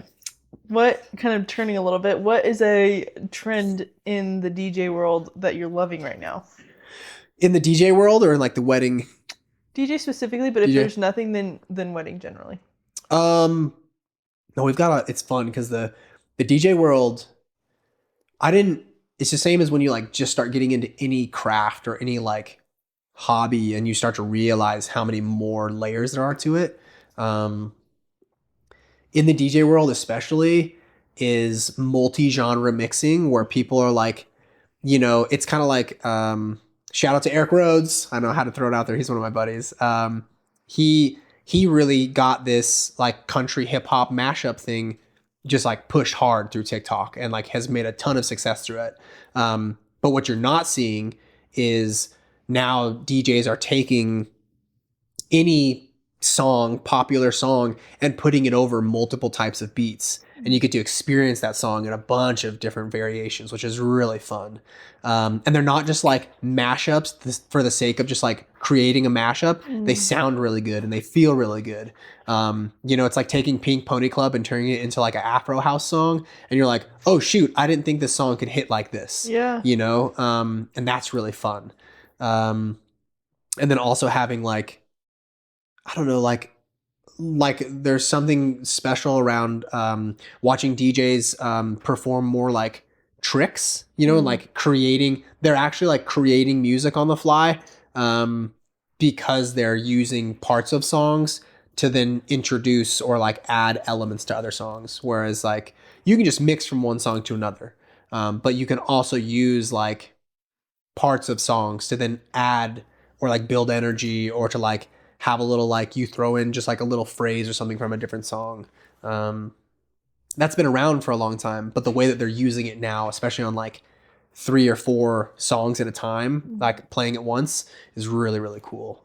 Something that I'm working on personally is I have like, it's called a groove box, and it's like a beat machine that has a bunch of pads on it, where I can live create like a live remix of something new and fresh right there. So I'll take the acapella of a song, and then I'll, tap in the bass line, and all of a sudden like create a whole song for that on top of. It's really fun. It's high energy. It's something I haven't perfected enough for weddings yet, because when it's like mainstream music, it has to feel a certain way. But like I've been doing it at like live DJ yoga sessions, or like I'll bring my guitar and I'll do like live fusion. So I'll play guitar, create live loops and like live beats, and then also like mash up between live music or DJ music. But yeah, just like that bit of fusion, I think it's really cool. Did you post about that recently? I feel like I saw somebody post, they were at like a workout class and it was a live DJ thing. Yeah, that could have been me. Yeah, it could have been, because it was like back in January. But yeah, it was awesome. Yeah, I was like, that would be so much fun. Yeah, it was sweet. It was very fun. The group was fun. It was hard because it was right after New Year's, so it was like, I think people were kind of like, you're just recovering from the holidays, But yeah, it was sweet. It's very, very fun. And it's fun for me too, because that's also like, that's really flexing like all the muscles, which is so fun for me, because it's like, it's the most difficult, but it's the most rewarding too. Yeah, so for sure. What's a trend that you're not loving right now? In the DJ space? Or wedding. Whichever. Or wedding space? Shoot. Oh man, it's kind of, when it comes to weddings, it's like, it's some of the simplest stuff of like, everyone thinks that the wedding has to be like this, either like, I don't know, like this top dollar presentation, or that like I'm a fan that Pinterest is kind of on the way out. So like you're now, instead of going to Pinterest, you're trying to find other ways to like instead of using Pinterest to see exactly what you like, you're now using colors as mood boards and like specific sets of flowers as mood. Whereas like before, you could almost see some weddings exactly as they were in a Pinterest board, which is kind of like, I don't know. It's funny because it's not really a trend. This is like such an interesting question for me, because I like that things come in waves. And like right now, I mean, not to call it the grooms, like it's just like I'm out here calling out my grooms. Anytime I'm in a discovery call, I'm always calling the grooms out, because like y'all can be doing more. It's your day. Like, don't forget to be a part of it. Like, do something. Like, that's like funny part of this is like, I want to make sure that it's said with kindness and grace, but like, this is your chance to clock in. This is your chance to like, what about the day is exciting for you? And like, how do you help relieve some of that pressure and stress off of your partner from having to deal with everything? Yeah. And like, I have like probably 1 in 10 or so couples where the dichotomy is switched, where the bride is not doing anything and the groom is like the powerhouse of the couple, in wedding planning specifically. And it's like, it's interesting because it's the same statement applies. If you're the partner that doesn't feel like they know what's happening, then take a little bit of stake in it. Like be willing to take on some level of responsibility and like do it in its fullest. Something I talk a lot about is CPE. It's the creation, the planning, and the execution. So if you're only helping in the execution point, that means someone else created it and planned it for you. Like for dinner, it's so simple. If you create the meal plan, you bring home all the groceries. You also went to you shop for all the groceries. You did everything to get the groceries to the house, right? And then they're in the fridge and ready to be cooked. Like now I'm executing the cutting of it and the cooking of it, right? And now I'm executing dinner for that evening. But like there's layers to this where if your partner says, "Hey, can you help me by getting the groom," like such a simple one would be getting the groomsmen or getting the like your bridal party their suits and things like that. Like go to Google and say, where can I find suits? And like do the whole thing. The ask is now on you, but be willing to screw up. Like that's the funniest part for me is in this, like, don't be afraid to just like call some places or like just get the information so that you can at least come back to this and go, oh yeah, I talked to Men's Warehouse and I talked to Bespoke Suits and I talked to this place and you know, this place is going to be the cheapest or whatever, especially if we're going to do rentals. Mm-hmm. And then you go, cool. You guys go ahead and just follow through with it and finish it up and get it going so that you guys are done with it. That's literally taking something off of the other person's mind. Yeah. Whereas otherwise, like you're gonna have your future wife like just like coddle you to the suit store, bro. Like, come on. There's a layer to this. Like, I don't know. I'm a fan of my grooms because I care about them. I'm like, and I've been one, you know, and it's like over time, this is the kind of stuff where it's so easy to step up and be a part of something that's like, it's your day too. It's your day. Don't forget to dance. Like, that's exactly it. Like, this is, be a part of it. Be willing to take on some of that responsibility. Well, and it's huge too because this is like the first big test before like you spend the rest of your life together. Like you're really just gonna like be that one group member that just doesn't do anything. Yes. Like we just have to show up. Yeah. Like, no. Okay. Like, I mean, you do. That's a yes and kind of situation. You do have to just show up. But if you could also do some other things, or like when you see, what's really fun for me is when I see the bride and the groom like have a pretty fair trade like split in the equity of the work. Like that's really cool. That's really beautiful. And to see the way that they thrive together, it's really cool. Yeah. It's interesting to me because I don't think it means anything when it comes to your relationship, or like you don't have to read further into this. Like one of you might be better at planning. My wife is really good at planning trips for us, and it's because she's practiced at it. And now over the years, I've also had practice at it. So it's like, this is a part of this too, where like be willing to kind of fail fast and fail forward on it. Yeah. Like don't just let it all fall into your partner's lap, because that's such an easy way to help is like, and don't just ask them, how can I help? Oh, yeah. That's the part of this. You got to be proactive about it and think, what are the things, like you could ask a question like, what are the elements of the wedding? That is a great open space question where there's direct answers in that, where she can say, well, we have the flowers and we have the dresses and we have the da-da and we have the da-da. And then you can say something that seems so simple to you where you're like, well, let me hire the DJ. And you're like, okay, cool. Like you can get a schedule to meet with the DJ. Like I want to meet the couple. I want to meet both of you. I don't want to meet just one of you. Yeah.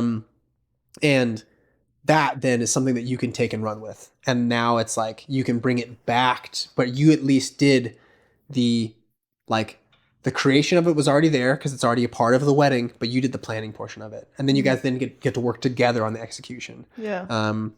And not everything can be that way, right? Especially if one of them has a vision over the other. Then I understand, like, you wouldn't want the groom to go pick out flowers when he doesn't understand the color palette of the day and like what the vibe or experience that the bride has in her mind. He's just like, what are we going to choose? Roses? You're like, well, no. All right. No. Like hanging amaranthus, bro. Come on. Yeah. Anyway.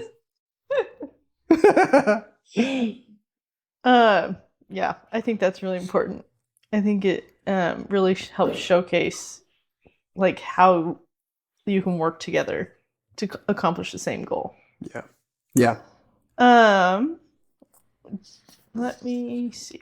What is one piece of advice you'd give to couples just starting their wedding planning journey? Ooh, okay. I think I have like three main talking points here. One, if you get engaged, so engagement season, in the wedding world, in the industry, is November through February. And so if you, let's say, we'll just use this year as an example. So we're in 25.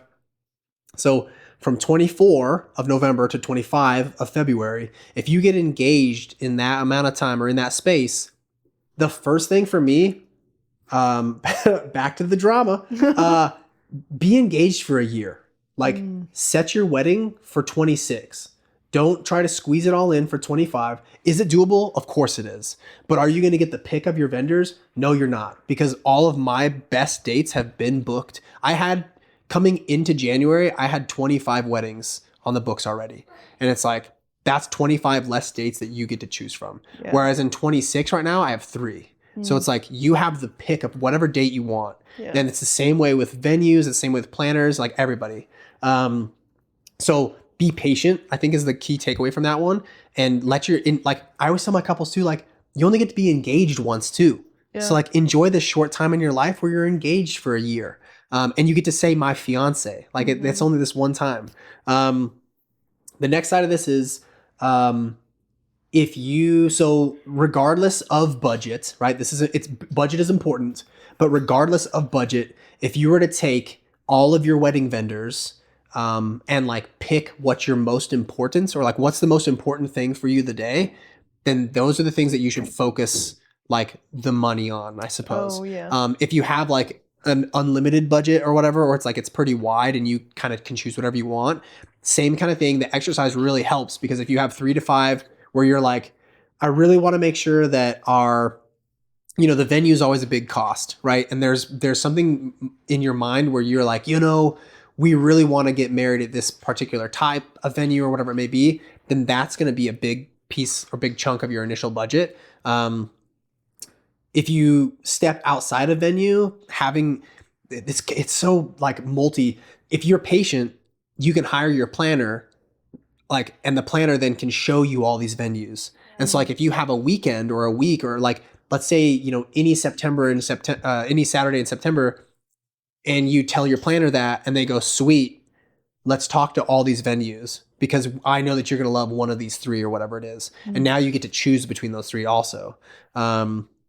Now you're kind of trickling down the line where you're allowing your planner to do their work to then hire you the best fit of your team. And if you tell your planner that you love music, you want high energy dancing, like, they're going to call me, and now we're connected. Yeah. Same kind of thing on the other side is, if you were to find me first, I'm going to help connect you to a planner that's then going to do that work with you. Whereas if you found maybe a cheaper DJ, now you just have a DJ. And that's kind of he can get you caught in a place. So prioritize. I think that would be it. It's patient. Be patient. Prioritize what's the most important things for you for the day. And then the last part is be willing and be flexible. There's something really important around, like, we all want your vision to come to life. We all want, like, whatever the bride or the groom or the couple's vision is, we want to help bring that into reality. But there are certain things that, like, aren't feasible, or logistically, or price. Like, there's so many layers to this where it might not be able to happen. So now, how do we pivot just enough so that you still get that feeling and make it happen without having to put like all that money toward it or energy toward it, especially if your hopes are up on it. And that's like, it can be disappointing, but there are other ways that we can make things like still happen and create these big moments. So I think that's it. I think be patient, prioritize your vendors, and venue, like, put all your vendors as a whole, prioritize those, and then be willing to be flexible. What would you say your top 3, like, who you should hire in top 3? Like, in order? First one, honestly, it comes to planner. If you hire your planner first, everything else will happen. You can do, like, everyone has a list. We all have lists, our preferred vendors, but like, the planner is going to be able to, they're kind of like, I don't know, if you hire like a job coach, they're going to help direct you to exactly where you need to go. Yeah. Whereas like a venue, they might just give you a list. And like a list is fine, but then you're kind of shotgun blasting. And especially I might be one of 4 DJs on there, and I might be a perfect DJ or I might not be, but now you've had to take the time to connect with me, and we've now had our discovery consult, and you realize I'm out of your budget or whatever it is. You go to a planner and you go, well, we really want to make sure that photos are our biggest priority, and we definitely want to have a great time on the dance floor, but it's not that important, and we only have $2,000 or something for the DJ, and like that's just we're not even close, So I'm like, okay, now we're to this next section where now they know that they shouldn't, unless it's off season. Like if it's way out of season, then I have a little bit more flexibility, but like now that planner knows to not send them to me because it's just a disappointment for everybody. Yeah. But yeah, I would say planners is the first. Then if you're whatever is most important for you at next. So I would say honestly, venue is probably going to be the second, because no matter what, like if it's at your house or wherever, you're going to have that decision made. Yeah. Because the venue is then going to be your date holder. Yeah. Because like a planner might have flexibility, but now you're established for September 19th at X place. And now your planner's captured, venue is captured. Now this last one is going to be back to priority. So if photos are a big part for you, DJ's a big part for you, that's where it's going to really come like full circle for you. Yeah. I do think there is like, it's kind of interesting because I don't think that it's almost like if we did top 4, it would be DJ photo back and forth. I don't think there's another person you could put in that, because I think food would be right after us. That would be 5th. Yeah. And then after that is when I would put like video, which is hard because I'm a huge fan of video. I think video is very fun, getting the live experience. But you don't, like some of my video friends say this all the time, is like, you don't need it, whereas like photos, you feel like you need it, but you can hire a photographer, not a video, but you couldn't necessarily hire a videographer without a photo. Like that's an interesting game too. Yeah. But yeah, and then from there I would put in like, aside from all of your like, I don't want to call them auxiliary vendors, but they're the everything that's not necessarily going to be at the day, where it's like, that's funny too, because I'm like your hair and makeup person who's coming to your venue, you know, so it's like those people. But I don't know, because when it comes to priority, anyways, like now I'm just getting caught in the weeds. But no, I definitely think it's planner, venue, and then the 3rd and 4th is DJ or photographer, flip back and forth. Yeah. Depending on what you want and how much money you're willing to spend either direction. Because also you might be able to afford me and also be able to afford your dream photographer who costs twice as much as me. Now that's something in the industry we talk about, like pricing is so interesting because I provide quite a day of service. And like I have friends of mine, they're like, you need to raise your prices. I'm like, I feel like I'm in a nice sweet spot. But also like some of my photographer friends, I have this graph where it shows like the amount of loading on each person's plate. And so for me, it's a lot of front loading. We've had a planning session. We might have had multiple planning sessions. And so my graph is pretty high. And then on the wedding day, it's really high. But then after the wedding day, it's nothing. We're done. Yeah. And like I have little check-ins and little gifts and things that I send out or whatever. But then a photographer, it's like, you have blips and like engagement session. And then you have the wedding day. And then you really scale and have high because they have so much work after the wedding. Yeah. And it kind of comes back to you're paying for experience. Yeah. Editing styles, experience, and then like the way that they can work a crowd, the way that a photographer can work people is really important. So yeah. I like this. Yeah. I know so much info. And I'm like, my brain, I just love this so much. I'm such a wedding nerd. I'm such an industry nerd on this stuff. I actually want to see that graph. So I am also, like, I love the data of things. Like, I've got a poll right now that I'm trying to get people to answer, but it's just getting all the information on the Idaho wedding industry, because there's not a resource for that. Oh, sure. So I just love seeing the data. Like I watch every day and I see, is there a new response? Like, sweet. Because it's fun. I like the numbers. I like things like that. Well, then you can work off of numbers. Analytics and data gives us something to work from. Whereas like I can just say like, I did like 30 weddings last year. Yeah. You're like, no, I did 35. And I know exactly where they came from. You know, from my referral sources, from how they were captured on Google or Instagram or wherever else. Or from specific planners. Like I have 2 specific planners last year that I was like able to send them little gift baskets because I was like, that's hey, you sweet. guys were my best planners. Like you guys referred the most clients to me this year. Yeah. And then of course, I sent a gift basket to Google. I don't know if they got it or not. But That's so funny. stupid. No, it's good. Before I ask my last question, do we have any more questions from the audience? From the peanut gallery. No. The peanuts. No, I really like it. I actually thought of one. Have you ever had somebody request a song for either like a moment that was supposed to be one of the more serious, like a first dance, mother son, father daughter, last dance, that just kind of like, whoa, okay, you want to do that? All right, like one of those just like take you back in your seat. Yeah, like it was kind of off the wall. Yeah. Wait, repeat the question. Yeah. Because that was long and I don't remember. No, Yeah. basically I'm asking, have you ever had any song requests for serious moments that were actually like really off the chain? Okay. It just made you like sit back and whoa. Yeah. Have you ever had any song requests that sorry that really Yeah. Okay.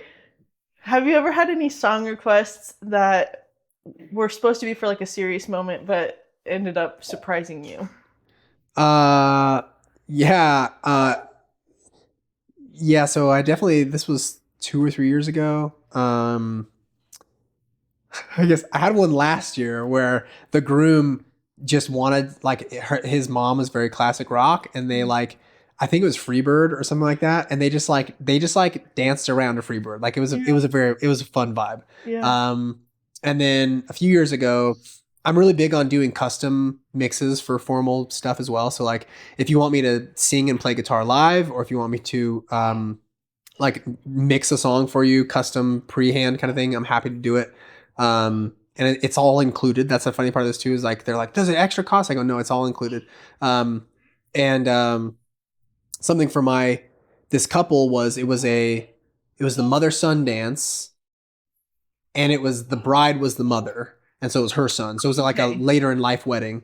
And they had like it was like some cutesy song. I can't remember what the cutesy song was, but she wanted me to like do like 10 seconds of that where they like, put their arms around each other and then like make a record scratch sound and then go into this, like, there's that song. It's like, hail no, hail to the no, no, no. And there's like a whole thing where they both started doing this thing, hail no, hail no to the no, no. And it was very ridiculous and funny and high energy. It was a win. It was such a win. That is great. And it's usually when moments like that happen, I'm like, let's see what it looks like. Because like, honestly, most of the time, it's gonna be fun. Yeah. It's gonna be fun. People are gonna laugh, and like, I'm always the first one to say like, let's just try it. Let's see what it feels like first. And they're like, I don't know. I'm like, well, let's see. And like, then I'll send them a mixed version. They go, oh, this is really cool. I'm like, cool. Well, if you like it, let's do it. Or like, I've had couples that they want like 5 songs in their like father-daughter, mother-son dance. And they're like, yeah, we just want to have like this whole mix. We're going to do like a custom dance, and we want 5 songs all like mashed into one song that's like under 2 or 3 minutes. And we're going to do this custom dance. And like, it's a pain in my butt. Yeah. It is. It's a pain. But I'll do it for them because I'm here to make these dreams happen. And I send it to them, and then they don't do the dance. They don't do anything. And then they say, hey, actually, you know what we're going to do? We're just going to do like to the regular, My Wish or whatever song. And I'm just like, okay, it's cool. It's totally fine. Wonderful. Let's do it. It's totally fine. I have like a few of those songs that are in my like, I look back at them and I'm like, yes, I remember that. And like, or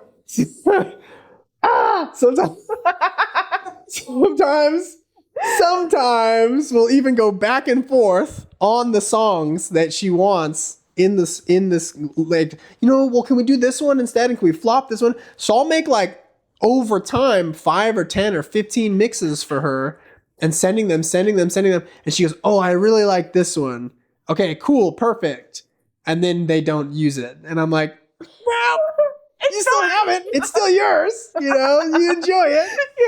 Yeah. So, And they'll probably never listen to it again. They'll never listen to it. And they ask me, they go, so what should we do for choreography? I'm like, well, I mean, that's up to you guys. I could choreograph you a song or a dance, but it's also not, I have no idea what your dad's like. I have no idea what this experience is like for you guys. I was like, for me, I'm like, do your silly dances. It doesn't have to be a real dance. It can be just like the silliest little moves that you do in like, and to the song, you know, like it's just so funny to me where, you know, it doesn't have to be so serious, but that's definitely a trend that has just been, especially it's a very DJ-esque trend. It's very niche, but it's happened a few times last year where I'm just like, sometimes it can cause so much stress for me, and I'm laughing because I'm like, no, I provide this. This is a service I provide. And but then when they still don't use it, I'm just like, so neat, so neat, Crying. I appreciate you. Yeah. All right. Last question. Cool. If you could give every couple one piece of advice before their big day, what would it be? It just comes back to being present. Yeah. Just be present. Be present. Be with your partner. Take the time of all the things. It's your day. Take the time for yourself and take the time to like reflect. Have those moments where you're like, holy crap, we're married. Have that moment where you guys like look over top the crowd of all your guests and go like, all these people are here because of us. You know, something I say to all my couples is you have 3, you know, major events in your own life, right? We're not including children because now that's their lives, right? It's when you're born, when you get married, and when you die, and you're really only around for one of them. And this is that one. Yeah. And so treat it like that. Yeah. And there's something special around just being present and being able to, I don't know, like allow yourself to like push people out and tell people like, no, this is mine and so-and-so's time. We're going to take a moment. We're going to take 5 minutes. Yeah. And then we're going to come join you guys or whatever. Also eat your food. Yeah. Eat as fast as you can. Just people are going to come talk to you. You're going to get your food. I'm out here releasing tables. Like, eat your food so fast so that you can enjoy the food and the dinner portion. That's the only thing that needs to just a tweak. We need to tweak. I've had couples do private dinners. So like we'll bring their food to them in a separate place. Yeah. They'll eat in their own private dinner for like 20 minutes. Then they'll come join the group, which is great because then they just get to talk and like touch each table. I tell my couples too, like, if to make sure that you guys chat with every table, don't leave arm's length. So you're always within arm's length of each other. And then be sure to put your hand on every single table. And so by the time that dinner is done, they've usually talked to every table. Yes to that. And also eat your food quickly so that you can enjoy those moments. People are going to come talk to you. All of a sudden your prime rib's going to be cold and you're going to be like, no. And it's like, you're nervous. And I know that you're nervous and you might have had a couple of drinks or whatever, like just kind of force it to happen because it's going to make your evening a lot better. Yeah. And now I'm like, I have one more. I'm like, get leftovers for later that night. This is your planner. Your planner is going to do this for you. But if you don't have a planner, which I'm like, you should have a planner. Yeah. Have your caterers or your mom or somebody pack food for you in a little, clamshell to-go container that's at the hotel or at somewhere for you so that you can snack later on some of your cake, on some of your foods, so that when you guys are ready to feel fat and sassy at the end of the night, you can. Yeah. Because that's a part of this too, is like your end of evening where you're like laughing about all that stuff and you get to have little snackies from earlier that night. Mm-hmm. Oh man, I got one more. Okay. Just don't assign your mother or father to take on major key roles. Like, it is such a disservice to them because they should be able to be clocked in for your day. Mm-hmm. That's a big part of this. They should be able to have their joy also in the day. And if they're not able to be present, then everyone's kind of experiencing that. So I like that. Thank you so much for being on the podcast. Yeah, thanks for having me. This is awesome. I'm glad.